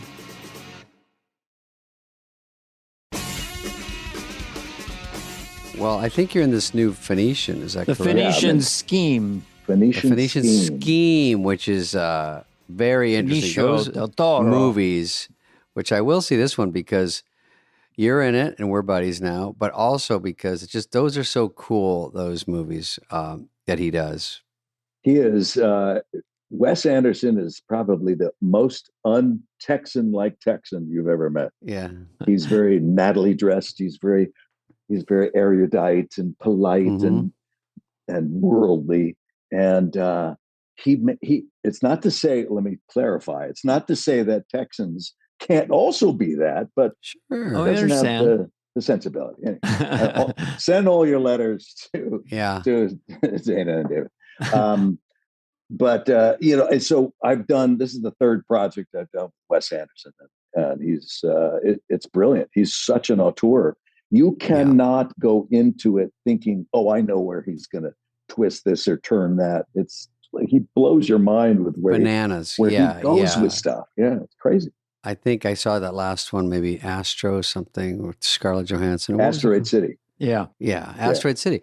And went and saw it at the theater. It was so fun and so cool. And it just like wakes you up like, okay, here's a movie. Okay, pay attention. Like I was in that everything, set dressings, you, everything. Yeah. Very good. You did a great job.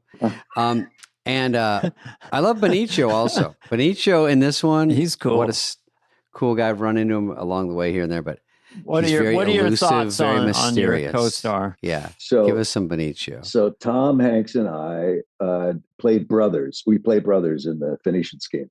And we are shooting this in Germany. And so we go over to Germany and we're in every scene together. So we're rehearsing together and stuff. And we had basically in this movie, Phoenician Scheme, it's kind of light lift for us.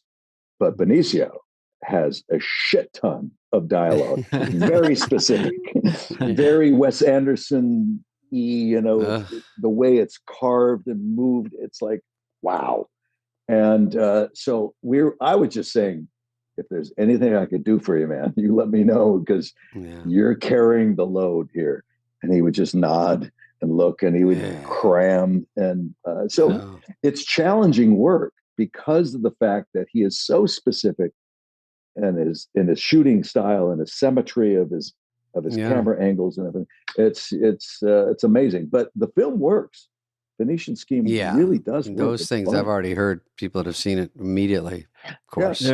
Yeah, you can tell it's one person is making the movie. I mean, Sam, I know that he's it just sort of hit me researching that sometimes he collaborates with Roman Coppola. Yeah. And I did a commercial with Chevy Chase and Molly Shannon, whatever, for a phone company, and Roman was directing it. And he had an immaculate suit on, and he was such a gentleman. it was just very interesting to watch him do that. And so when I saw him connected to Wes Anderson, there is an eloquence about them. That is a type of director out there. Yeah. Also, it's nice to be in a movie, Bryan, where they're not just like, who do we get to direct this? You know, because it's going to look so specific to a director when he does it. You just watch the trailer and you go, oh, that's Wes. Okay, that's what that is. You know, and that pulls people right in, I think. And to be an actor, to be in it would be, what a blast. It's cool. I mean, there is some pressure behind it. Like when we were shooting Asteroid City in Spain. That was Spain? It was shot in Spain for the California desert.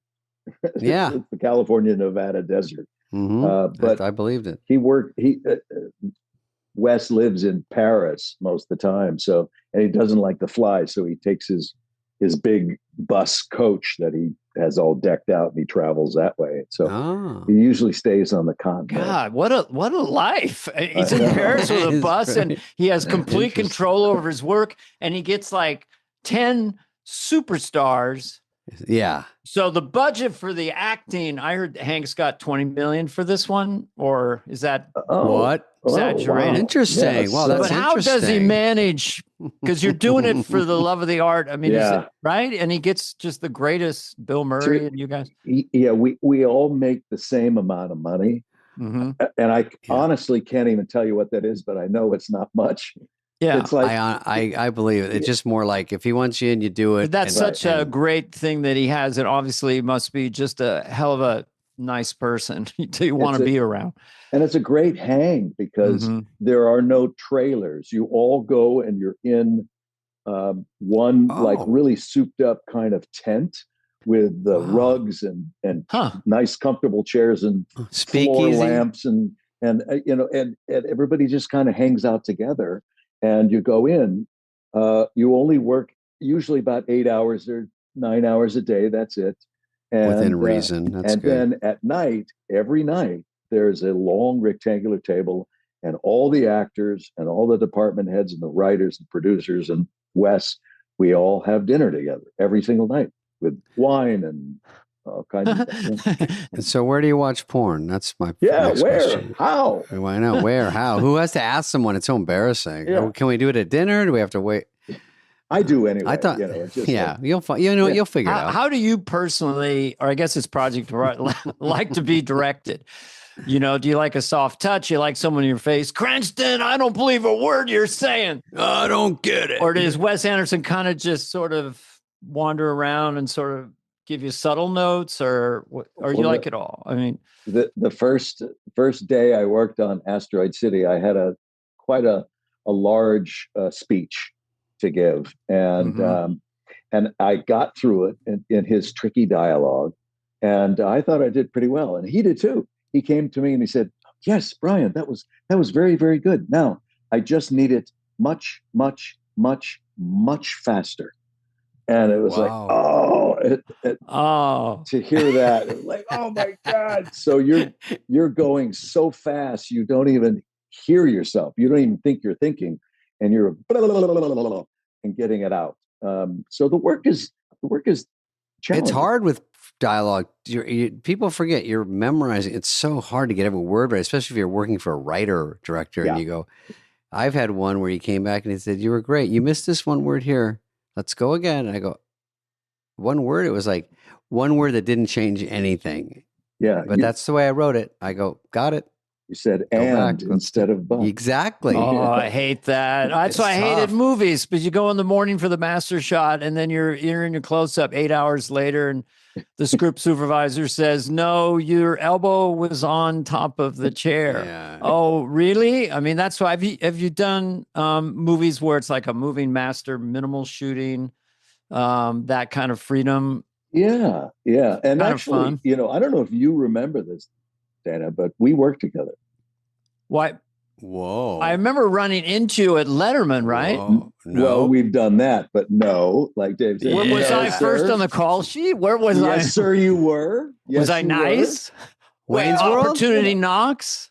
Yeah, kind of. No, it wasn't that. Clean slate? Clean slate. Whoa.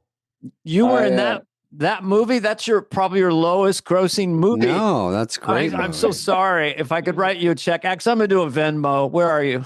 I played the very pivotal role of club official.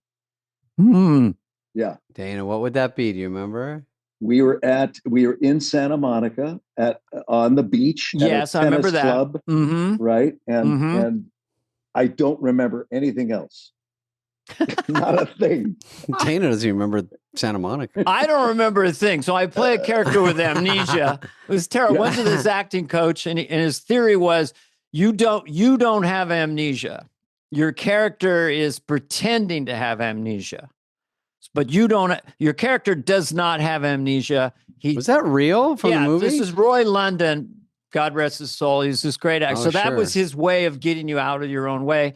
So then there was a guy playing a blind person. We were filming at the beach, and he had the stick, and he's playing a blind person. And I said to him, I don't really have amnesia. I'm just pretending. And he goes, I'm not really blind. He'd gone to the same acting coach. Whatever. I just figured. That was ridiculous. That was me making a foolish choice right off of SNL. I had way too much heat, no experience, and I wish I could take it back. If we could have switched in that you became the lead and I was guard number one, it might have had a chance. Yeah. No, I was club official. Oh, club official.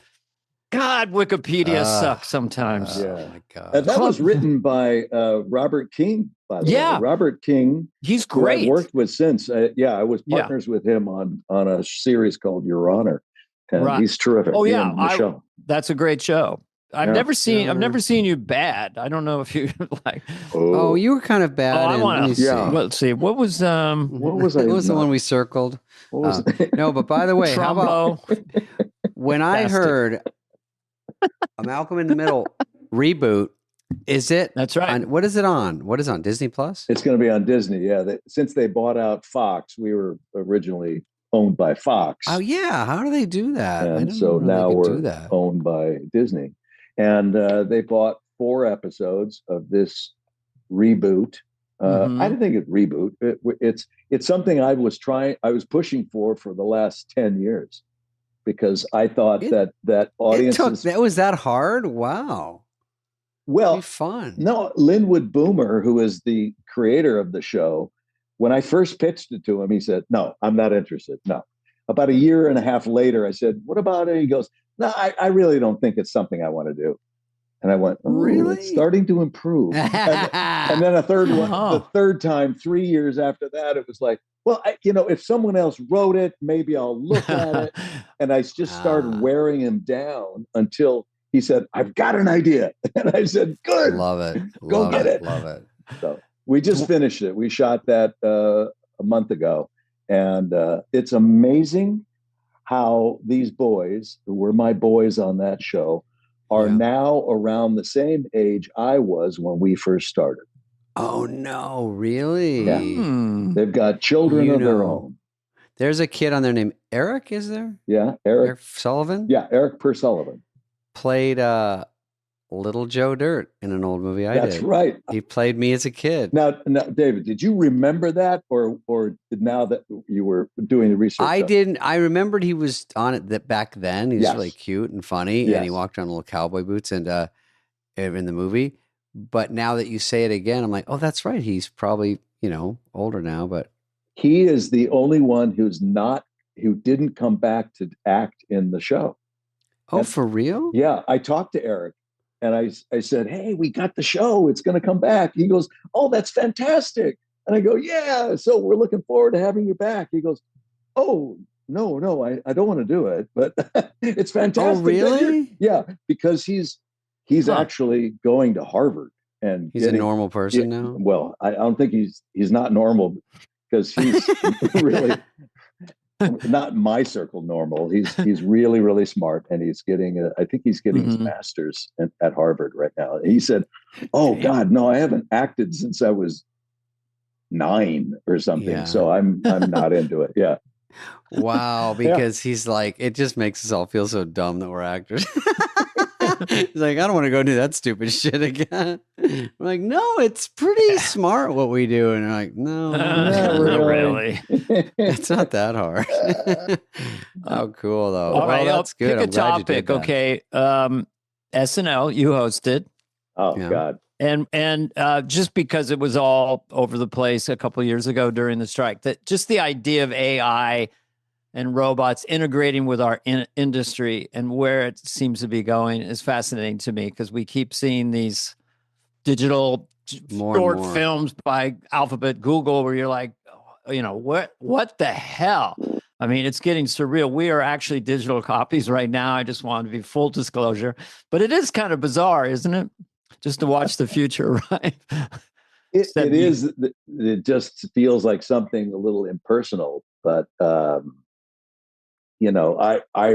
remember it so fondly, and being invited to host at that time when Breaking Bad was at its, peak, and I immediately said yes. And it's such a rush. I mean, I know you guys have talked about this on the podcast before and everyone's experience, but it was incredible. And how deep dive involved you are in every moment of that. And that, from the first time I'm sitting in Lauren's office in that chair in the middle, and everybody, all the writers are on the floor and behind the curtains and things. And I thought the pitches that were going on that first day, that Monday, were actually supposed to be sincere. It was like some of them are, but most are fake pitches. Most they go, I just want to say this because it'll be rejected and let it die a cold death. Someone said, okay, so you're a barista at Starbucks and you finish your drink and you call out, Trevor, iced mocha latte, Trevor, and no one ever shows up. That was his pitch. That's the whole pitch? That was the whole pitch. I went, I thought this is going to be a long week. Yeah, people think of that at Starbucks on the way to the meeting. They're like, because I think the problem is you end the show Saturday, you don't wake up until Sunday at 3 p.m, you do your laundry, and then you're in front of Bryan Cranston. So you're like, I will think of something for him. I just have not. I would say a guy walks up and says his name is Trevu. No, not Trevor. And then another guy walks up, Tanif. No, Trevor. I'm Tever. Trevu. I'm just trying to complete the sketch. We can write it. We'll write it. Lauren will be listening to this. We'll have him back, after, the Wes Anderson kick. We'll get good numbers with the Malcolm people. What do they have nicknames for Malcolm in the Middle fanatics? Like Malcolmites or Middlers? They probably do, but I don't know. Not aware. I don't know. I'm not aware of that stuff. Yeah, I don't know.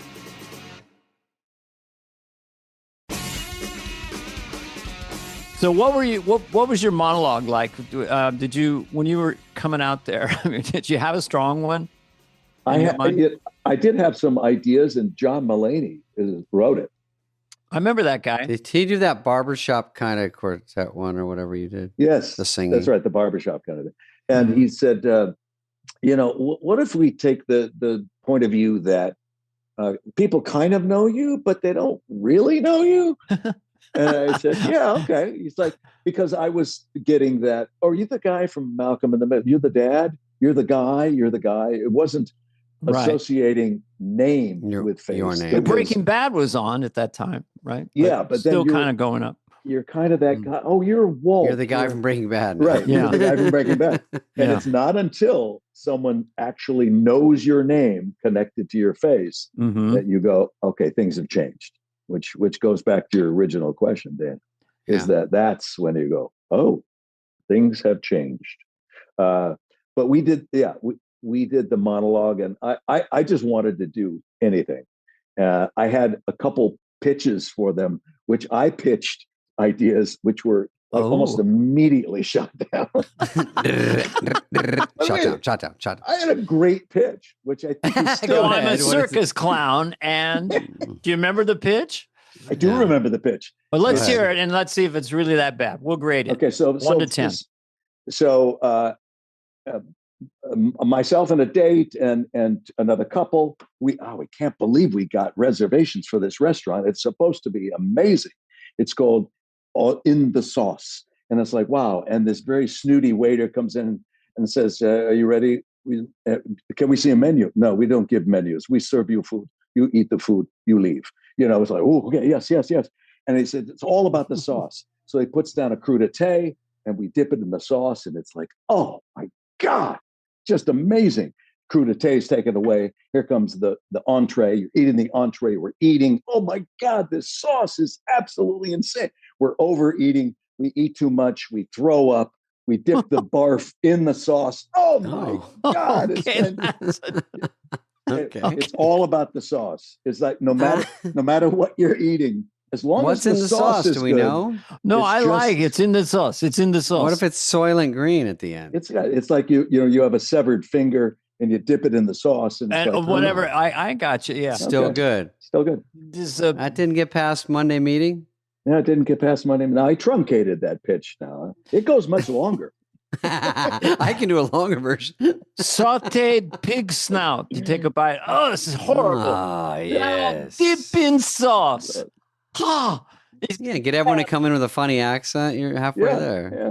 Did you get to play big, broad accents, Italian? Get that out of your system and just because you have a great ear. I mean, it's like that. Your listeners know the system now. So I mean, Tuesday is the big writing overnight, right? And then Wednesday, the binder of 60 sketches. Terrifying. And each writer is. Can I talk to you a second? Okay, now you're a pirate. No. You're a pirate, and you're. There's absolutely no system. They just grab you on the way to the bathroom. They just grab you. You're a cowboy. You're a pirate. And so you're just making big choices. Okay, I'm going to do a New York accent, a Southern accent, an English accent. I'm a pirate. I'm a baseball player. Right. Yeah. Just, and so I don't know what I was doing. It was just one after another.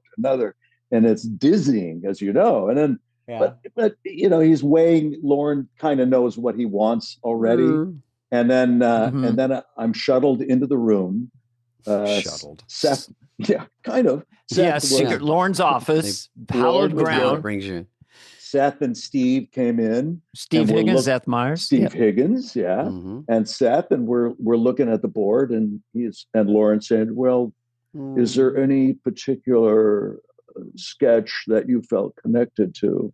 And I said, yeah, that this other one, this laundromat one. Yeah, that's not as strong as this one, though. He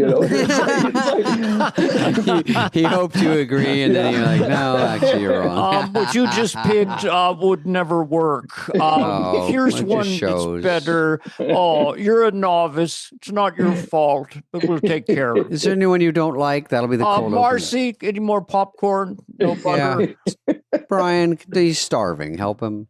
Fun. But yeah, I mean, it is. There's nothing like it. It's been called an athletic event on the show by some people, like a sporting event.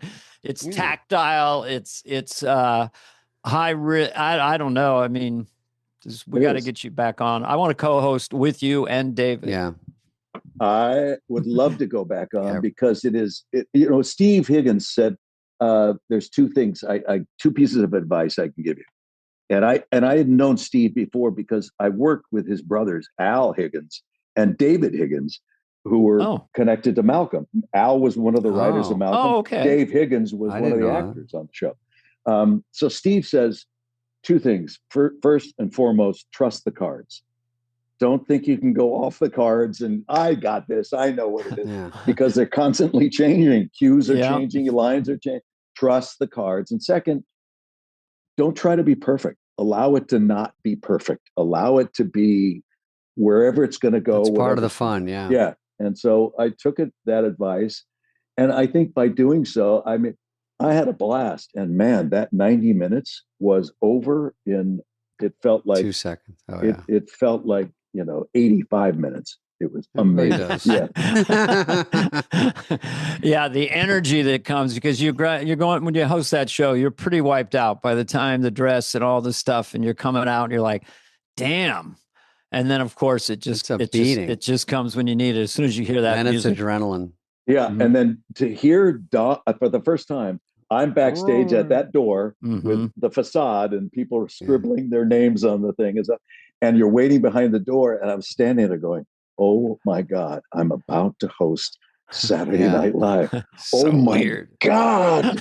And I just took a couple deep breaths, and then I hear Don Pardo's voice going, "And the host, Bryan Cranston." And I went, that freaked me out. And the door opens and out we go. And it was fun. Oh God, like shot out of a cannon. Yeah.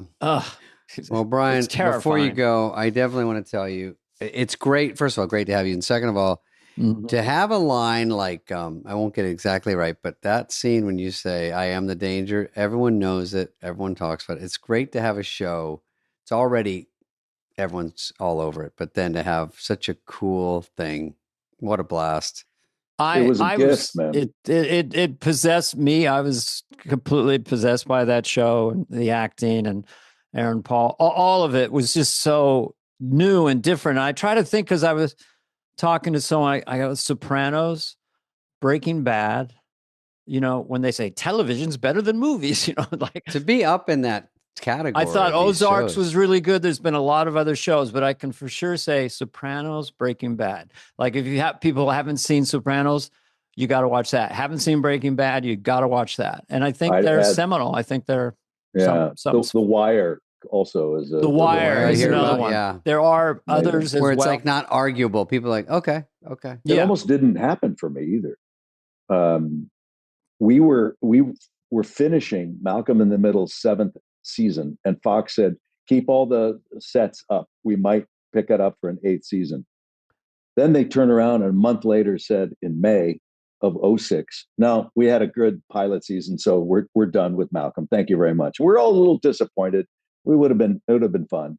But later that year is when Vince Gilligan wanted to see me for Breaking Bad. And we shot the pilot for Breaking Bad in February and March of 2007. Had Malcolm in the Middle gone that 8th year, I'm not doing Breaking Bad. Someone else is. Wow. So I try to tell that to young actors all the time, to say, luck has a weird way of working. So just when something happens that you think is bad luck, it may be putting you in a position to have better luck. You don't know. Yeah, I love Paul Newman for a lot of reasons, his charitable work, but people would try to go, how great, Cool and Luke, and how great you are. He goes, it comes down to one thing, dumb luck, whether that's completely true or not, but there's whimsy to this life, and whimsical things happen in show business. You never know. But you still should not have taken a shit on his Red Sox. No, that's crazy. That was a mistake. I know, but I did have a dream last night. I'll leave you with this. I had a dream last night because I thought of you as, in a way, like archetypal. Like you could have been an actor from the 40s or 50s or whatever, just because of how you look. You're timeless in a way. And Henry Fonda came to me in the dream. And I said, well, what do you think of these young actors, Bryan Cranston? He said, well, he's as good as anybody's ever been. He sure knows his way around a camera. Would have loved to have done a movie with Bryan Cranston. And then I woke up, I said to my wife, I just heard Henry Fonda talking about Bryan Cranston. So I just wanted to do that for you. Thank you. No one asked me to do Henry Fonda anymore. No. That's a perfect Henry Fonda. Unfortunately, you got to be 60 to know who he is. They only remember Jimmy Stewart. They don't remember Spencer Tracy, Cary Grant. It's Jimmy Stewart because of the Christmas movie. It's a Wonderful Life. Bryan looks like a little bit like Springsteen today. Yeah. Oh, wow. Don't you think a little bit? He does look a little bit. There's an underbot there. Yeah, he got an underbot. Yeah. I like it. He's cool. Bryan, thank you, buddy. All right. Thank you, Bryan. It's just such a pleasure, and good luck and everything. And I'm going to go see this Wes Anderson picture. I'm going to see this Phoenician Scheme. The Phoenician Scheme. And Phoenician Scheme, and we got Malcolm coming out soon. I love it all. Yep. Thanks, guys. Okay, bud. Have a good day. Be well. Buddy. You Thank too. you. This has been a presentation of Audacy. Please follow, subscribe, leave a like, a review, all the stuff. Smash that button, whatever it is, wherever you get your podcasts. Fly on the Wall is executive produced by Dana Carvey and David Spade, Jenna Weiss-Berman of Audacy, and Heather Santoro. The show's lead producer is Greg Holtzman.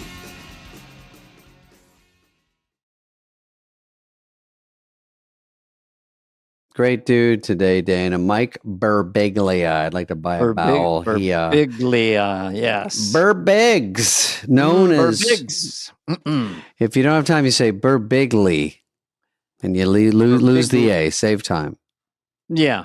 Mikey B. By the end of the podcast, we were very good friends. Mikey B. has a new special on Netflix, The Good Life. Mm-hmm. He's one of the great storytellers we have out there. And he'll deep dive into his methodology about having a theme where he can go kind of serious and funny. It's very interesting. Yeah, explains a one-man show. What's the difference between a stand-up set? Went to Georgetown, did a comedy contest early on. I did at ASU also. So we had that. Oh, we talked about that. We kicked and scratched about that. He's a sleepwalker. We make fun of him for that. He does sleepwalk, and there's some danger involved, and it's a long story, and it's something that's been a big part of his zeitgeisty material. Right. And if you don't know him, he's a well-respected comic out there in the New York circuit. Give it a listen, and you'll know him more. We like to get people on here that you may not be a household name yet, but very close, and sure he will be. He writes, he directs movies. He did a Sleepwalker movie, and he's working on a new one. So he breaks down his methods for us. Yeah. And we have a bunch of laughs. So stay tuned. Oh, whoa. Wow. As I live and breathe. Yeah. As I live and breathe. Has anyone ever told you that you kind of, when you smile, there is like your long lost cousin, Bob Odenkirk, just in this. Oh yeah, I just thought of that. I do get Odenkirk sometimes. We shot a pilot once for CBS like 15 years ago where he played my brother. Oh, okay. So I buy it. So is that the one that didn't go? That's the one that didn't go. Yeah. We heard that saved your career getting away from Bob. Yeah, whatever happened to him. And Nick Kroll. Yeah, exactly. I like the executive that passed on it. I mean, if it's something like that, you just say yes. Even if the show sucks, you go, yes, let's get all these guys under a deal. And then you start changing it or whatever you want to do. That's right. Sometimes I think that. I go, why are you passing on this package? It's too good. Did you think it was bad? Because, I know Bob Odenkirk fairly well. And he would be... comedy is really, really important to Bob, to say the least. Thank you. No, it's great. No, you guys are so funny. He's awesome. He said the single word non sequitur, but since you're smiling and you know him, the single maybe funniest thing that's ever been said on the podcast. Because we knew Bob when he was like an underling. He was like on SNL and stuff. But I always loved him, and he's a writer, but he's kind of struggling. It's in his book.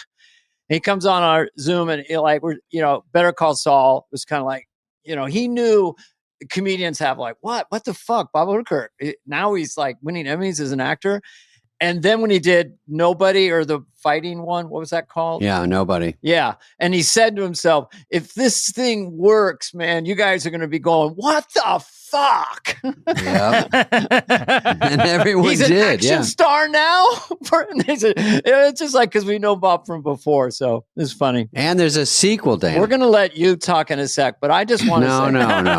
No. We don't need to do that. No, I mean, Odenkirk, he came to the filming of The Good Life because he's in town doing Glengarry Glen Ross, and he's just like a deeply supportive person of, I think, comedians. He's just really good to fellow comedians. Yes.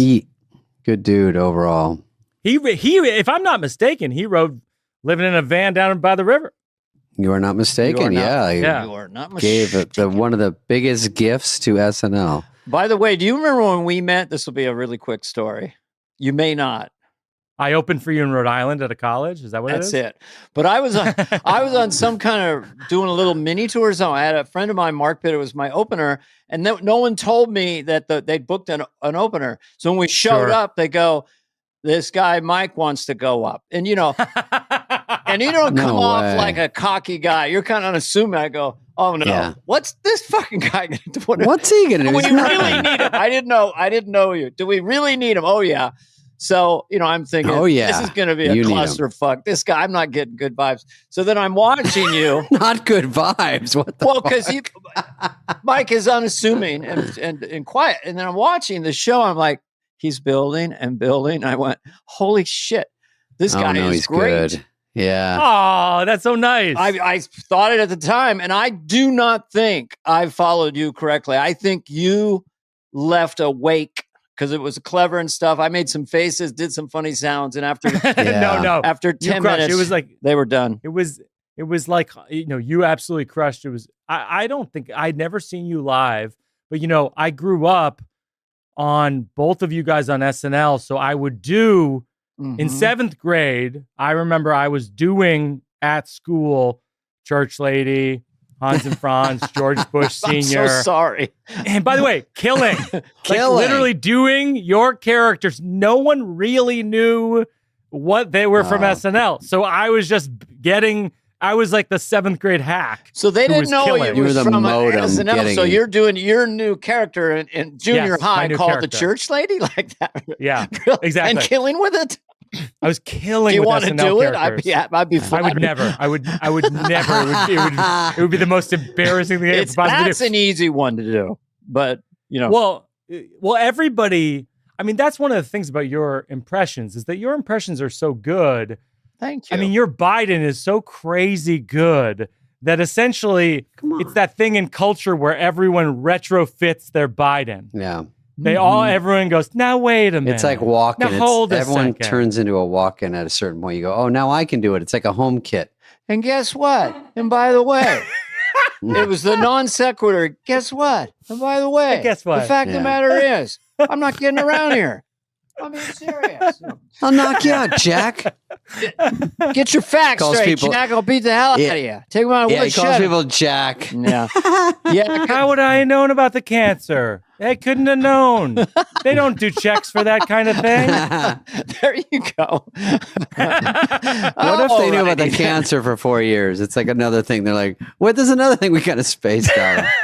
Okay. So I used to do SNL impressions in 7th grade, and then I remember here's the mistake I made. I did John Lovitz's Annoying Man.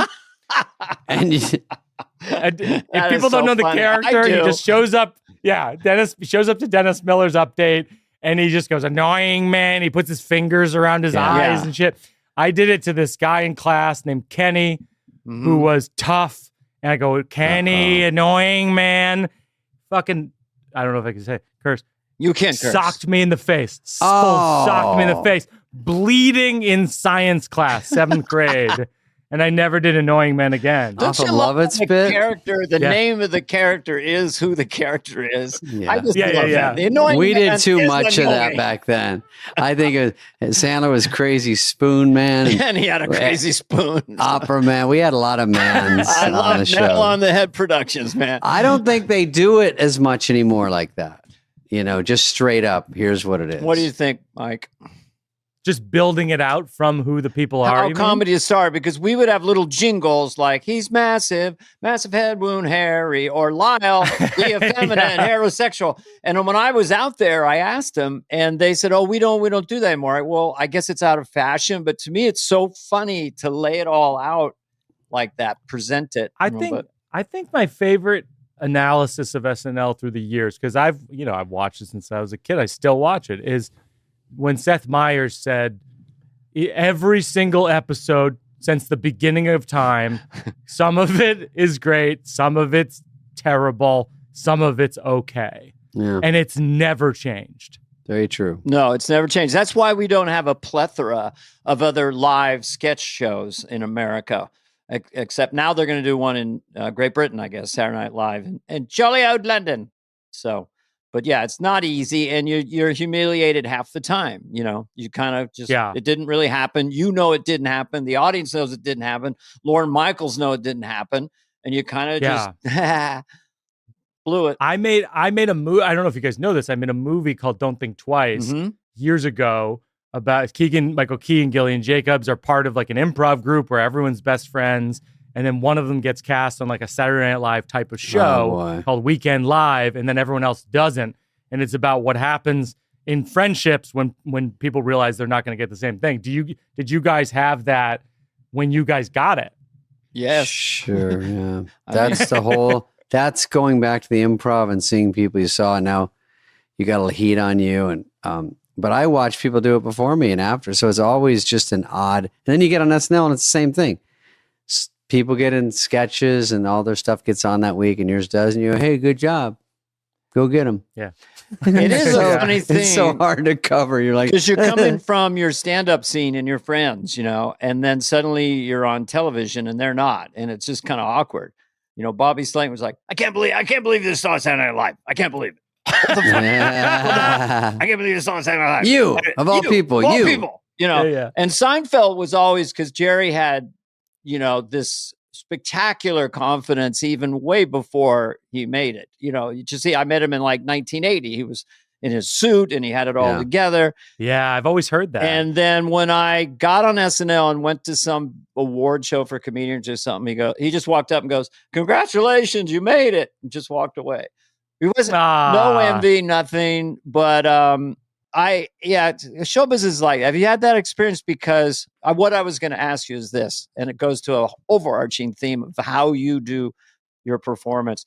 When you were coming up through in the clubs, because a lot of times the blender's going, you got to follow a dick joke guy, sure. And so how did you survive those days before you became? Well, it was funny. It's like, I remember, because I was a writer, when I was in high school, I saw Stephen Wright live at the Cape Cod Melody Tent. Yeah. And I was just like, this is the greatest thing I've ever seen in my life. Before that, I'd watched SNL, I'd watched early Letterman. But then when I saw a comedian live, I was like, this is crazy. And he was a different comedian, like a just magician. A perfect linesmith. Yeah, it's like perfect comedian. Yeah. And I was just like, I want to do this. And then I just started writing jokes. And I had, notebooks of jokes. And then by the time when I was in college, I was working the door at the Washington, D.C. Improv. And great. And great club. Who came and through when you were a doorman? It would be like Mitch Hedberg, Dave Attell, and Margaret Cho and all these people who are great. Dave Chappelle and Brian Regan. And it was great. And then when I would work the road after when I was 22, after college, I was working like hard gigs. And I remember like I would open for these guys and I remember one guy, he just said to me, he goes, you're going to make it. Like I would do like not great. And he goes like, you're going to make it. And I was like, I literally go, why? Why do you think that? That's a great question. And he goes, instead of thanks. He goes, you're right. You write your jokes. I was like, what the fuck are you talking about? That wasn't enough information. No, there was a lot of road warriors that did a lot of dick jokes. One guy, I can't remember, but this guy was so hung, they call him the human tripod, in loud bars. And so to survive in that environment, you start to get louder and faster and bluer. Right. But you actually craft. Maybe he's saying, you're a crafty writer, you're writing good material, it will surface because you're if you get a crowd that listens, I think that's what you need. And some people can do it with the sound off. So the way you write, it's sort of like Nate does right now. He gets a quiet crowd that listens and waits for him. And so I think over time, like I've never heard one negative thing about your act or anything. And usually that's nice. Usually it's me kind of starting the gossip. I don't want to people. Fan out over you. I was watching you. They're bad. You know what I mean? Just to get the thing rolling, just like, hey, it's kind of shitty, but I like some of it, but it's just, so I do that. But I think you've got a good rep out there. And I think that just grinds through and keeps your career going and keep getting better and better and better. That's a good thing to have because it's hard to stick around in the biz, as we all know.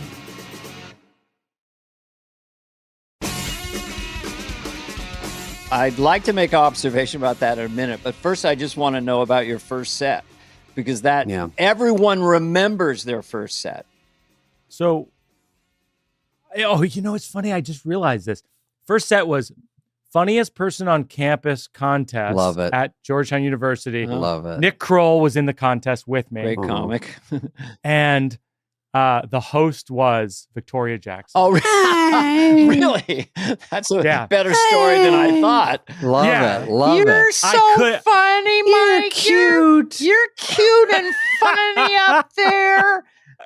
That's who she is. I mean, I swear to God, I came off stage. We love her. I came off stage and it was like me doing a big character. There was a musical number. It was bananas. Oh, you did a whole big giant thing. Oh, back then? Yeah, good job. And I walked off stage and Victoria Jackson, who, I idolized watching SNL. Yes, and great. She goes, "You're going to be a comedian." I love it. It's literally the first person in my life to tell me I'm going to be a comedian. I was like, I can't believe it. What's coming from someone famous, that means a lot. It was great. It was a crazy experience because she, on SNL, she would obliterate. Yeah. She would kill in sketches. So hard. And super cute. So unique. I've said this before, but when I was in the 17th floor, and I think I just gotten the show, and Victoria was there, and Lorne Michaels came up to me because he just had talked to her. And he said, "Dana, will you talk to Victoria and try to figure out what that's all about?" Because you're what does that mean? There's something funny there. She's playing a character, but she wasn't. And that purity bounced off the screen at SNL. This innocence, this true innocence about her. But so what I was going to observe about, because we have stand-ups on this show, and as a stand-up, I'm pretty much good with a great stand-up for about 15 minutes. As Spade said at the 50th, I get the general gist. We know how but with you, and there's others, but it's personal. And so there's a through line in a story. I know, and I want to ask you about stand-up versus one-man show and the blurring of that. But I found myself really compelled of this idea when you tell maybe a story to your daughter, you make up a story, then she pauses and says, "And then what happens?" And so you subtly ride this narrative. And then you go for this moment where you just land a somber moment about your dad. You just say he felt sad, and it just sits there. And I'm like, so you're also balls out funny all the time. So it's very interesting. I found myself like, I'm literally going to finish it. I only got halfway through today because thanks, man. I want to know what happens. So it's anyway, that's all I had to observe. I'll let you guys talk now. Well, that's definitely the goal. Like what happened was when I was in school, I was studying film and plays, like how to write screenwriting and playwriting. And I thought for sure when I got out of school, like being a delusional 20-year-old, I was like, I'm going to be a screenwriter. Yep. Of course, everyone wants me to write films. All of Hollywood's waiting. They're all waiting. Everyone's just looking for scripts. Hurry, get out of school. And so then the closer I got to graduation, the more I would talk to people in the business or adjacent to the business, and they're like, no one wants movie scripts at all, especially not from you who has no credits or credibility. And someone said to me, and I thought it was good advice. They were like, you should just keep doing stand-up because you're working the door and you're pretty good at it. And then eventually you'll be able to make movies. And so along the way, I started kind of merging playwriting and stand-up into a thing.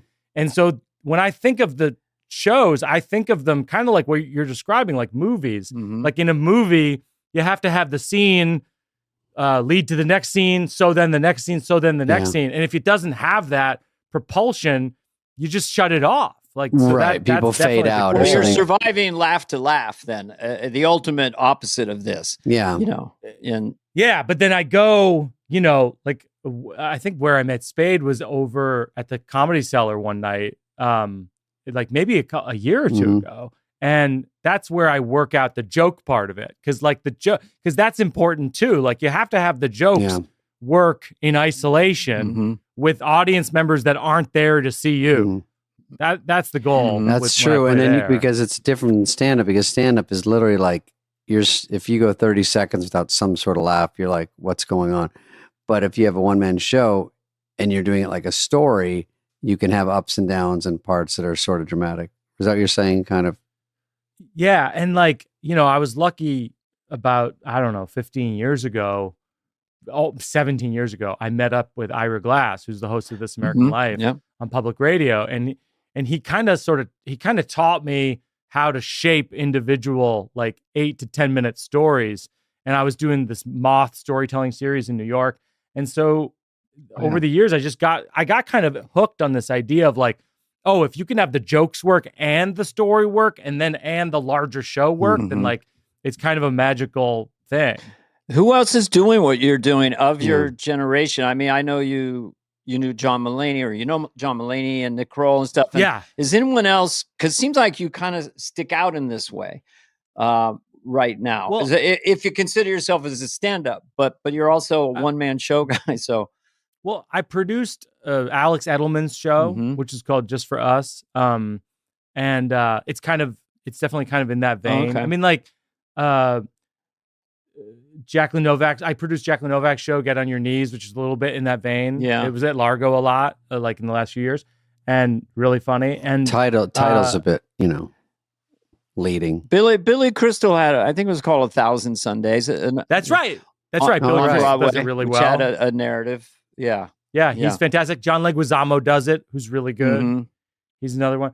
But like the format is actually really big in England. Like Edinburgh, like I went to Edinburgh Fringe Festival a few years ago for the first time. I had never gone. And I was like, oh, like 100 people are doing shows like this simultaneously, but it's just never really caught on here. Yeah. Yeah. Because with stand-up specials, I don't know now, but a few years back, it'd be like, you'd have maybe a current event chunk, or you'd have relationship chunk. And then you might have driving in cars, and how dogs are different from cats. And it would be sort of an archetypal kind of, and then when it's one through narrative with all its different tributaries, I don't know. It sounds fun. If I wasn't lazy and went to college of San Mateo, I would do what you do. Dummy alert. You should though. I mean, you have a lot of great raw materials for it, because you had that whole health scare in the a few years ago. Like the things that you could talk about are endless. That's true. All right, thank you. That is true. I've distilled it now to just kind of going back to sounds and trying to get people involved with abstraction.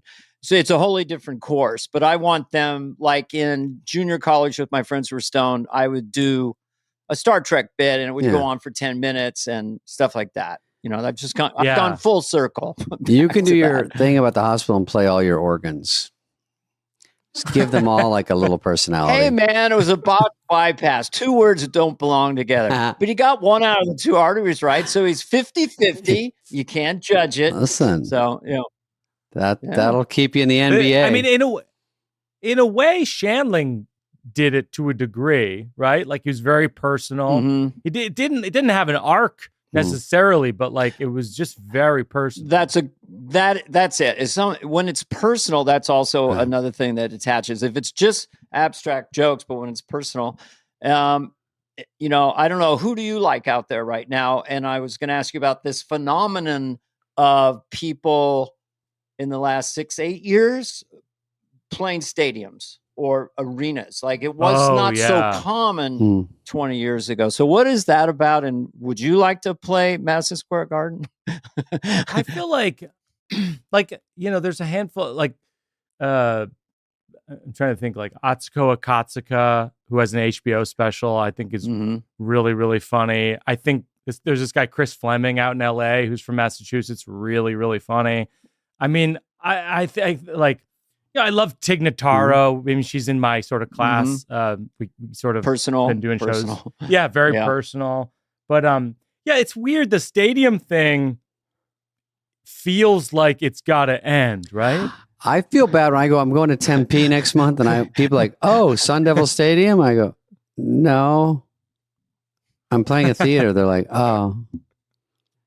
I guess a lot of people were playing Sun Devil Stadium. Like a lot of people are one.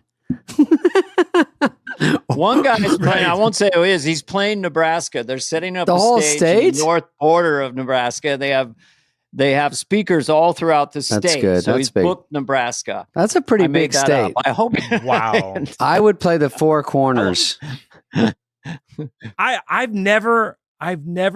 saw, I think, one or two shows at Madison Square Garden of comedy, and I was just kind of like, yeah, I don't know. It doesn't allure me, but I filmed my special at the Beacon Theater. To me, that's like the perfect big venue. Yeah, it's 2,700 seats. Would your acts work in a big 10,000 seater? Was it the same thing, or is it too small to listen to? I think with screens, I mean, because Nate is similar in some ways, but I think the screens must do it, I suppose. Otherwise, how? Yeah, because I opened for Jon Stewart years ago at Merriweather Post Pavilion. That was like 9,000 people, and it was good. It's just like you're playing for television. Yeah. Right? It's like the screens. It's like you're just projected and you're onto pausing a 40-foot screen. Yeah. I think it's great for your pocketbook, but it's not. I mean, if money wasn't any concern or anything, what is your favorite size room just for you having fun? I mean, what's funny is in LA, I don't know if you guys go over there much, but like I think Largo is the best comedy room. 300. Yeah. Unbelievable. And then in New York, the Comedy Cellar is unbelievable. It's 140 seats in a basement. Yeah. I really think that just the compression of the energy, and it feeds around. And so for me, especially because I'll just get into some rhythm, and if I'm getting that energy, I'm just going to keep writing it, with some character. And so I do like 100-seater, 80-seater, low ceilings, for fun. It's fun. Yeah, like my favorite thing I've ever done in comedy is like being at the Cellar and Chris Rock pops in and you're seeing him in front of 140 people like work out new ideas. You're just like, this is the craziest thing. It's like a fantasy sequence as a comedy fan. Yeah. That's the fun of the Cellar. I think it's wide. It's about 3 feet deep. And like if you go to the restroom in there, I think Colin was on last time I was there. And I had to go pee, and I'm like, no, because he'll see me for sure. It's just distracting. Like you have to walk right in front of him and everyone, and it's so small that it's too obvious. I have a question about that table the comics sit at. That's always curious to me. Who's allowed at that table? That's a really good question. Cellar. I think even barely the comics are allowed at the comics table. Yeah. I would say some of the comics are allowed at the comics table. No, I mean, I love that place. Table? Here's what I'll say. It's one Here's table. What I'll say. There's an auxiliary table. There's an auxiliary spillover table. Yeah, there's a spillover. Okay. I think that, when I was in my 20s and I was playing there, I would get, it's the early 2000s. I would get murdered by, Patrice O'Neill and Bill Burr and all those, Colin Quinn. Like it was all the tough crowd guys, Greg Giraldo. Yeah. And they would just rip me to shreds. I mean, it was a different You mean era. if you sat there or they would just give you shit? That's who was sort of... Yeah, if I sat there, they would just give me shit. I love it. Or even like Jimmy Norton was like that. He was in that group. And I love these guys. But like back then, like, because I was like this wide-eyed kid. It's funny. I remember one time, Todd Glass, who I know you guys know Todd. He's a brilliant comic. Funny. He was visiting me in town. And he came and he saw those guys just rip me apart at the table. Like, and he couldn't believe it. Like, I don't think he'd ever seen anything like it. So and he was like, why do they talk to you like that? And I go, I don't know, man. I'm new, I'm young, whatever. And then he brought up you, Spade. He goes, the only other person I saw this happen to was David Spade, because when he came to LA, he was immediately really good and young, and he got a lot of stuff fast, and so people like came at him really fast. Is that true? I never even asked you. That's sort of the way of the world, but yeah, that was at the Improv. And the worst part was, I was like, they're like, "You're doing a movie already?" I go, "I guess. Aren't you supposed to? Is that?" I mean, I've done 5 sets. I've paid my dues, but the Improv was a place where, like, it goes back to you saying you want to write movies, but to do stand up was good advice, because you have to somehow be in front of people doing something, because people won't see you when they go. People in my acting class are like, "Oh, I don't do commercials. I don't do soap operas. I don't do this or TV shows. You go, if you're good, they will find you, but you have to be in front of something. You could find someone good even in a commercial. You go, or they just catch your eye. You have to be out there. And to stand up, you get to be at the Improv if you get on, or the Store now, and the Cellar obviously is very famous. But there's always someone, even if it's other comedians, like they might be writing something. You know who'd be good? This guy, because you're in front of them. And so I got stuff because casting people would just drift into the Improv and go, "Oh, I wasn't even here to see this guy."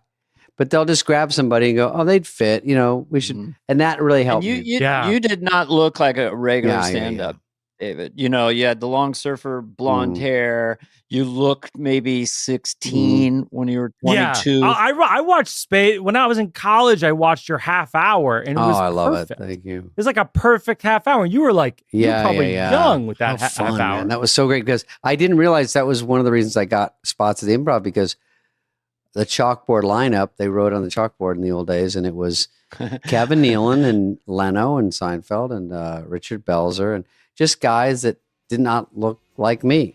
And I was just from Arizona. I was 20, and I had long blonde hair. So I think Bud Friedman was like, "Oh, we need one of you. You just look different. Just get up there and mumble around. I don't care." Oh, sure.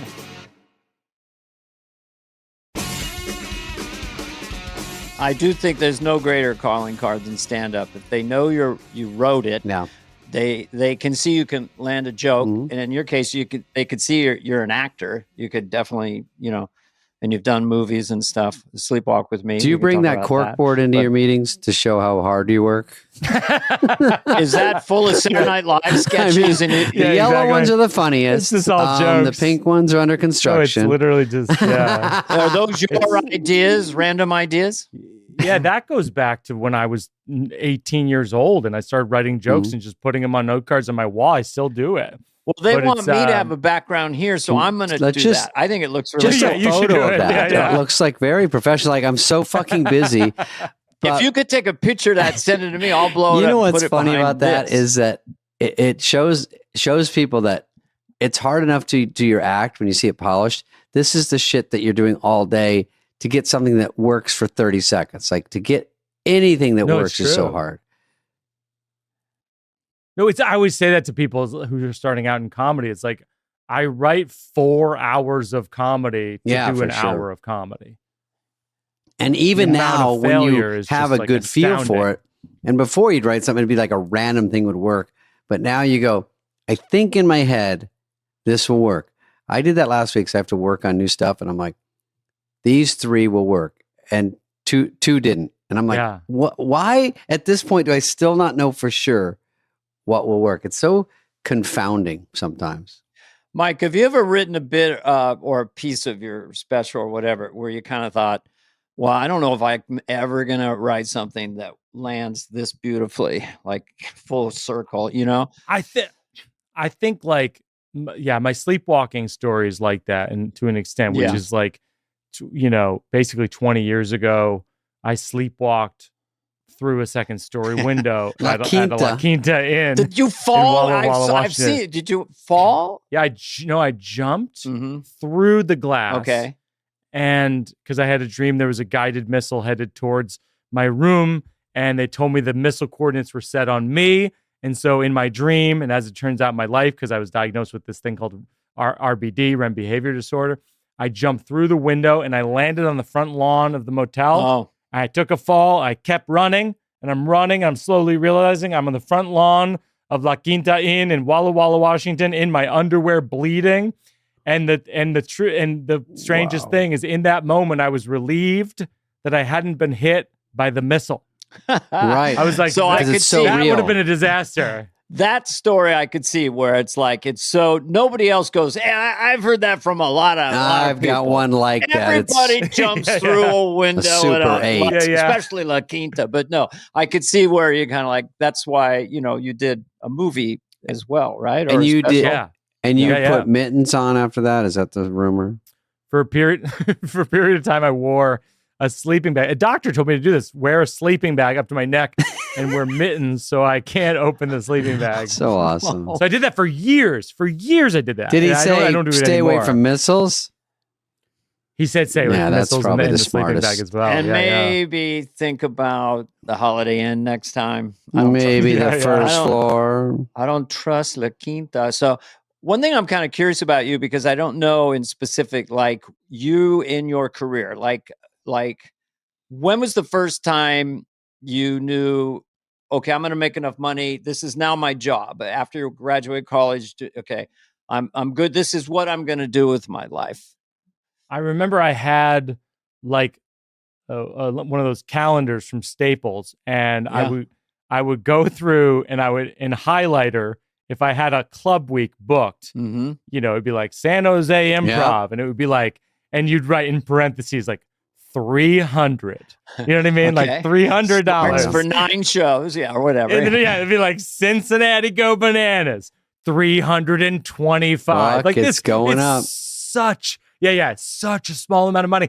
And you would and every month I would go, if I can just make $1,325, I can pay my rent. And it was probably like, I would say like a year into moving to New York, where I was like, okay, I think I can do this. And then, but were you going in and out of town? Yeah, I was driving my mom's station wagon that had like 130,000 miles on it. To gigs. Like a lot of them on the East Coast, thank God, right?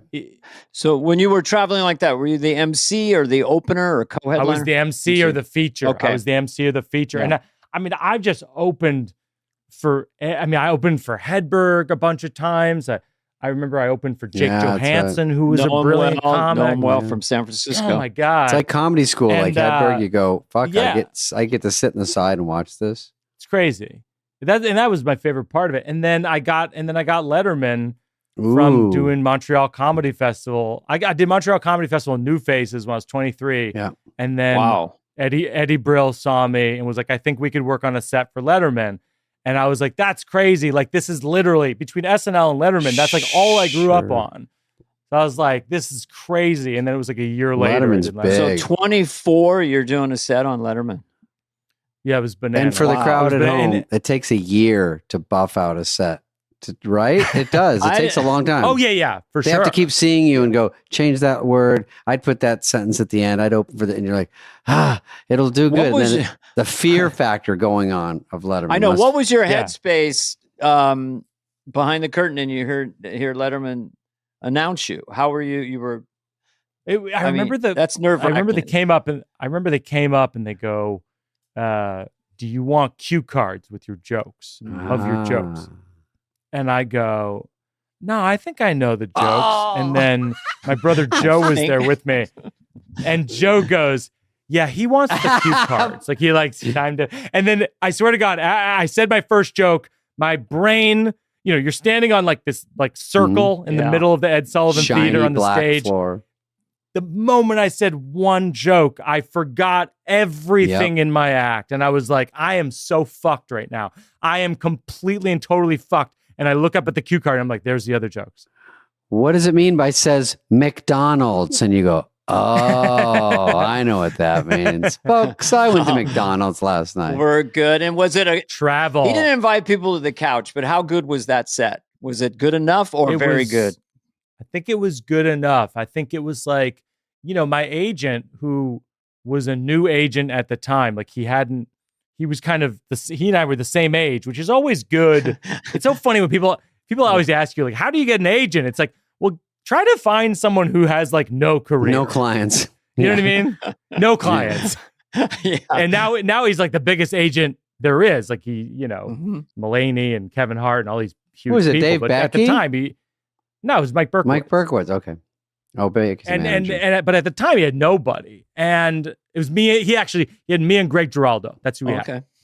No, great. And who was a brilliant comic. Great comic. And he was like, well, I could market you as like the youngest comic to ever do Letterman, which was a lie. It was like fully a lie. I can think of lies. So it sounds good. And yeah.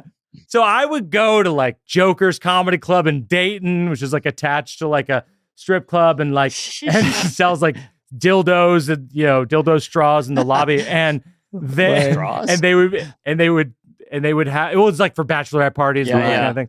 And then they would and then it would be marketed as like the youngest guy to be on Letterman. It was like literally a lie. It was just not even lie. Funny. Yeah, not funny, not even. But young. But young.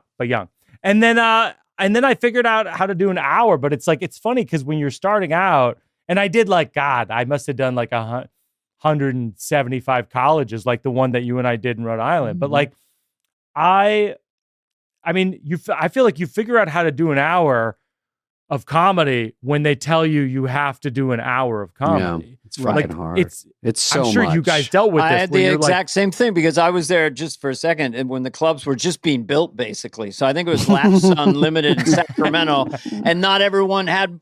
I didn't have the time. They go, well, we'll headline you, but you need to do an hour. So that's why I got the guitar and did a few things, and I had props. I mean, I did anything to grab time. So go ahead. But were you headlining on SNL? Because I got SNL when I was a middle. So when I got enough fame to go, it was gradual. But when I got to headline, I'm like, I don't think I got fucking headline. I barely have. I did my longest middle set was like 35. And then you got to go to an hour. And I'm like, an hour or 40? 45 is good. And they go, yeah, maybe an hour. We'll put the checks out. What about when they put the checks out and it stops your act in its track and you go, what? Everyone just I remember I had done this show called Premium Blend on Comedy Central. Oh yeah. And someone saw me on it and booked me at a long defunct club called the Comedy Spot in Schaumburg, Illinois. And they just fully emailed me from my website, hey, can you come headline our club? I was, you're delusional when you're a kid. You're just like, oh, absolutely. Just say yes. I'll be there next week. I show up. First of all, no one shows up. No one's heard of me. It's like completely empty. It's like a new club. And I have 25 minutes of material. I mean, they're literally like, so you do an hour, the opener does 10. And I was like, okay, sounds good. I go out, I'm fully through my act at a half hour. And and that's how, what's weird is that's how you learn how to do crowd work. You have to. I was going to say, you got to go to the crowd. Yeah. Where you been? Where are you from? Yeah. Did you when you went on Letterman, did you have special clothes, or did you buy a jacket for the show, or did you just wear your regular clothes? No, that was the whole thing. Is they always said you have to wear a suit because Dave likes. He's like old fashioned. He likes the Seinfeld look, right? Dave likes when you wear a suit, and so I bought my my first suit. That's kind of cool though, but sometimes it's bad because I don't think me or Dana would be fully relaxed in a suit when you're always wearing something else on set. I go, what is the closest to what I always wear to make everything the same as a club? Because when I did my first TV spot, I walked out and I did like you with the cue cards. I was staring at the shiny floor and the crowd and the cameras going, I couldn't even think of my act. I was like, holy shit, this is what it looks like out here? I'm always looking this way. And then I'm like, deer in headlights. And they're like, go ahead and go. And I'm like, oh, okay. What else? Yeah. I had a related thing with you, Spade, because I remember hearing you talk about when you would do Hollywood Minute on SNL and the people were mad. Because you're making fun of real people. Yeah, they weren't really pulling for me. He started an industry, kind of, Yeah, like I remember doing a show on one of those VH1 Talking Heads shows. Yeah. And they were like, what do you think of Huey Lewis and the news? And I'm like, blah, blah, blah. He sucks, whatever the joke was. And I got an email from like a whole bunch of Huey Lewis heads who were just like, you fucking suck. Who the fuck are you? We don't know who you are. We love Huey Lewis. What of you? Who are you? I got a lot of that because I was new. It was actually funnier that I was new and making fun of people because it was so out of the blue. But I always say it was the era of People magazine where celebrities were so adored and you forget that they're all trash now. But when back then to say, you see this movie? Yeah. Didn't they kind of suck in that? And everyone's like, wait, what? Why would you just said they were bad in something? And you're like, yeah, my friends went to that. It fucking sucks. Boy, it's and you're like, this is how real people talk. But they went, and you know who helped me with Hollywood Minute? Bob Odenkirk. Oh, did he? Yeah. Oh, it's hilarious. That's sort of the secret of Bob is he's like a silent killer. Yeah. Right. And he's like super nice Midwestern. And then behind the scenes, he's like, actually. And he's smart. And he said, maybe frame it like, we were trying different things. I think it was like, guess what? You're an idiot. Like we were doing stuff about celebrities. And I think it was Michael Bolton. We know you got long hair in the back, but guess what? We all know what's happening on top. because it was like really thin up here. Bob Odenkirk, and I think it was Smigel and myself, but they had, and I think it was primarily Bob, the grumpy old man that I did on SNL. Was the reverse of what you would expect, because the guy's like, we didn't have flame retardant sleepwear. If you went to bed smoking, you woke up engulfed in flames. Look at me, whoop-de-doo. I'm a flaming corpse, and I like it. I love it. And that was all Bob. It was such a weird twist on the classic old guy.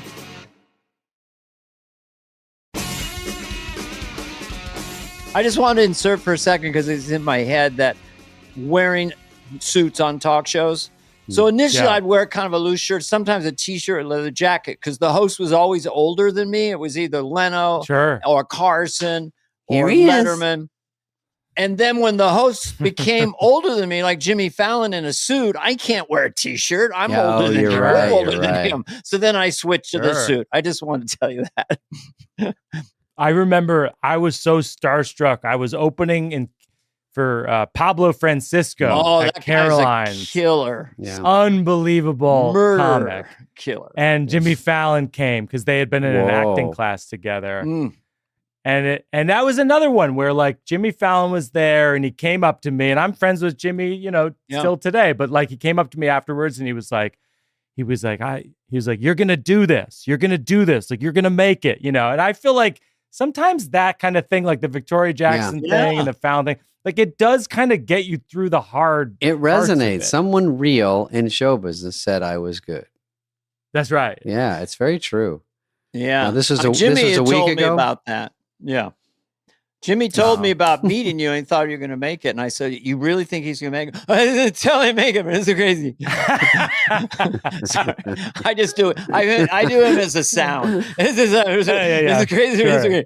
Sure. But I was going to ask you just this sort of overarching joke. Like, where are you now? Right now? Now you're going on tour? And when does this special come out on Netflix? Is this The Good Life? Comes out. The Good Life. The Good Life is out. I think by the time this comes out, May 26th. Okay. So it's May 26th, The Good Life, Netflix.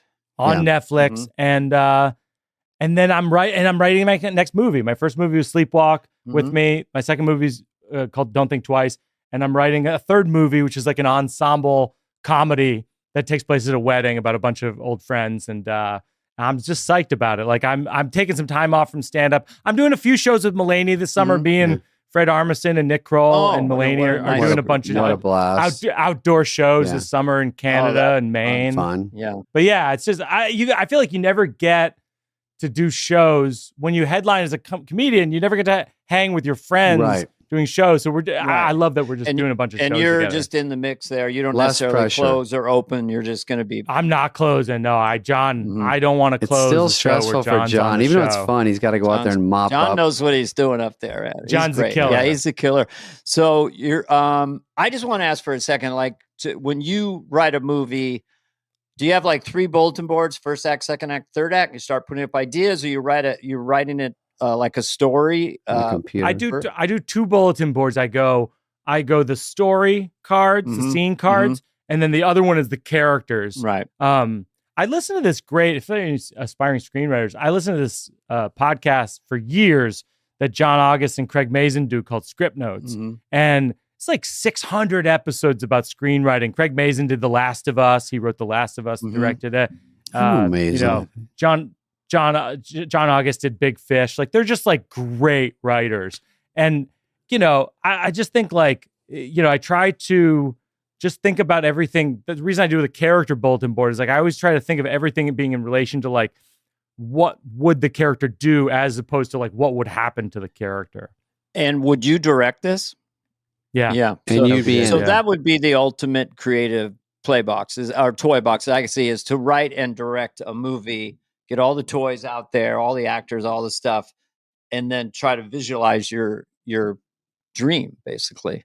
Totally. I mean, like when I think about my favorite stuff, it's like, like James L. Brooks movies, like Broadcast News and Terms of Endearment. And, Yeah, As Good as It Gets. What was that? No, yeah, I just Mike Nichols' career. I love I love the idea of just directing a bunch of movies, and I hope that And Kramer versus Kramer, or The Graduate, or I'm just trying to think in the sensibility that you're going for.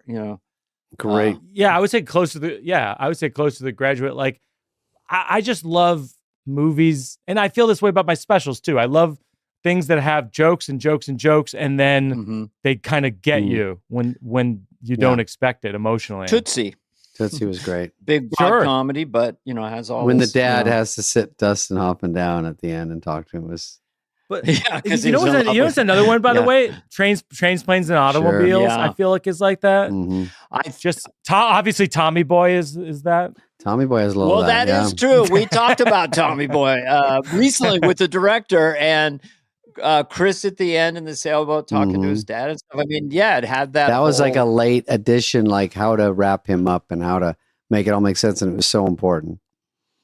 The lore of Tommy Boy. Because that's such an iconic movie for me. It's like the lore of you guys talking about how you were just doing it like on like weekdays. You'd fly to Canada and, during SNL, and then you'd fly back. Like, what the hell? Like, doesn't make any sense. It's why we're all crazy.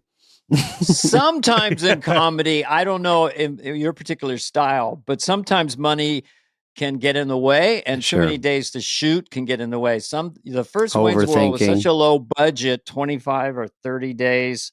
We just kept going. But in your case, how many pages will your script be? Yeah. When you're ready to shoot, it'll be probably 100 pages, and we'll probably shoot it. Look, they'll probably say it'll be 25 days, and I'll just fight to try to get 28, 29 days. I mean, that's the thing that's so hard to explain about making movies. It's like you're just begging for time. You're just like, please, because you're just bleeding money. You're going to miss something. You don't want to miss anything. You're like, I need one more take on this. I need one more location just to make everything better. If we could just, we need this. We need it. Yeah. Would you have somebody like do a rough edit after every day, like a really quick digital edit so you can kind of see what you got?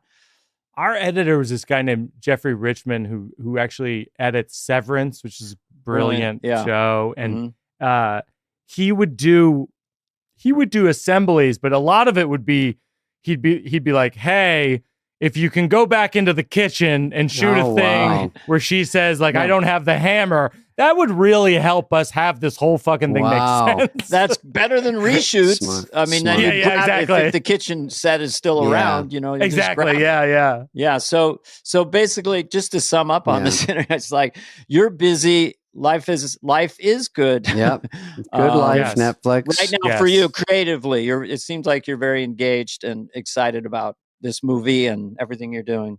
And you have plenty of work. I'm excited about the special. I'm excited to make my next movie. And I'm lucky. I live in Brooklyn with my wife and daughter. She just turned 10. We had like a birthday sleepover this weekend. The girls watched Clueless. It was great. I mean, it's just like, is that 90s Clueless? One.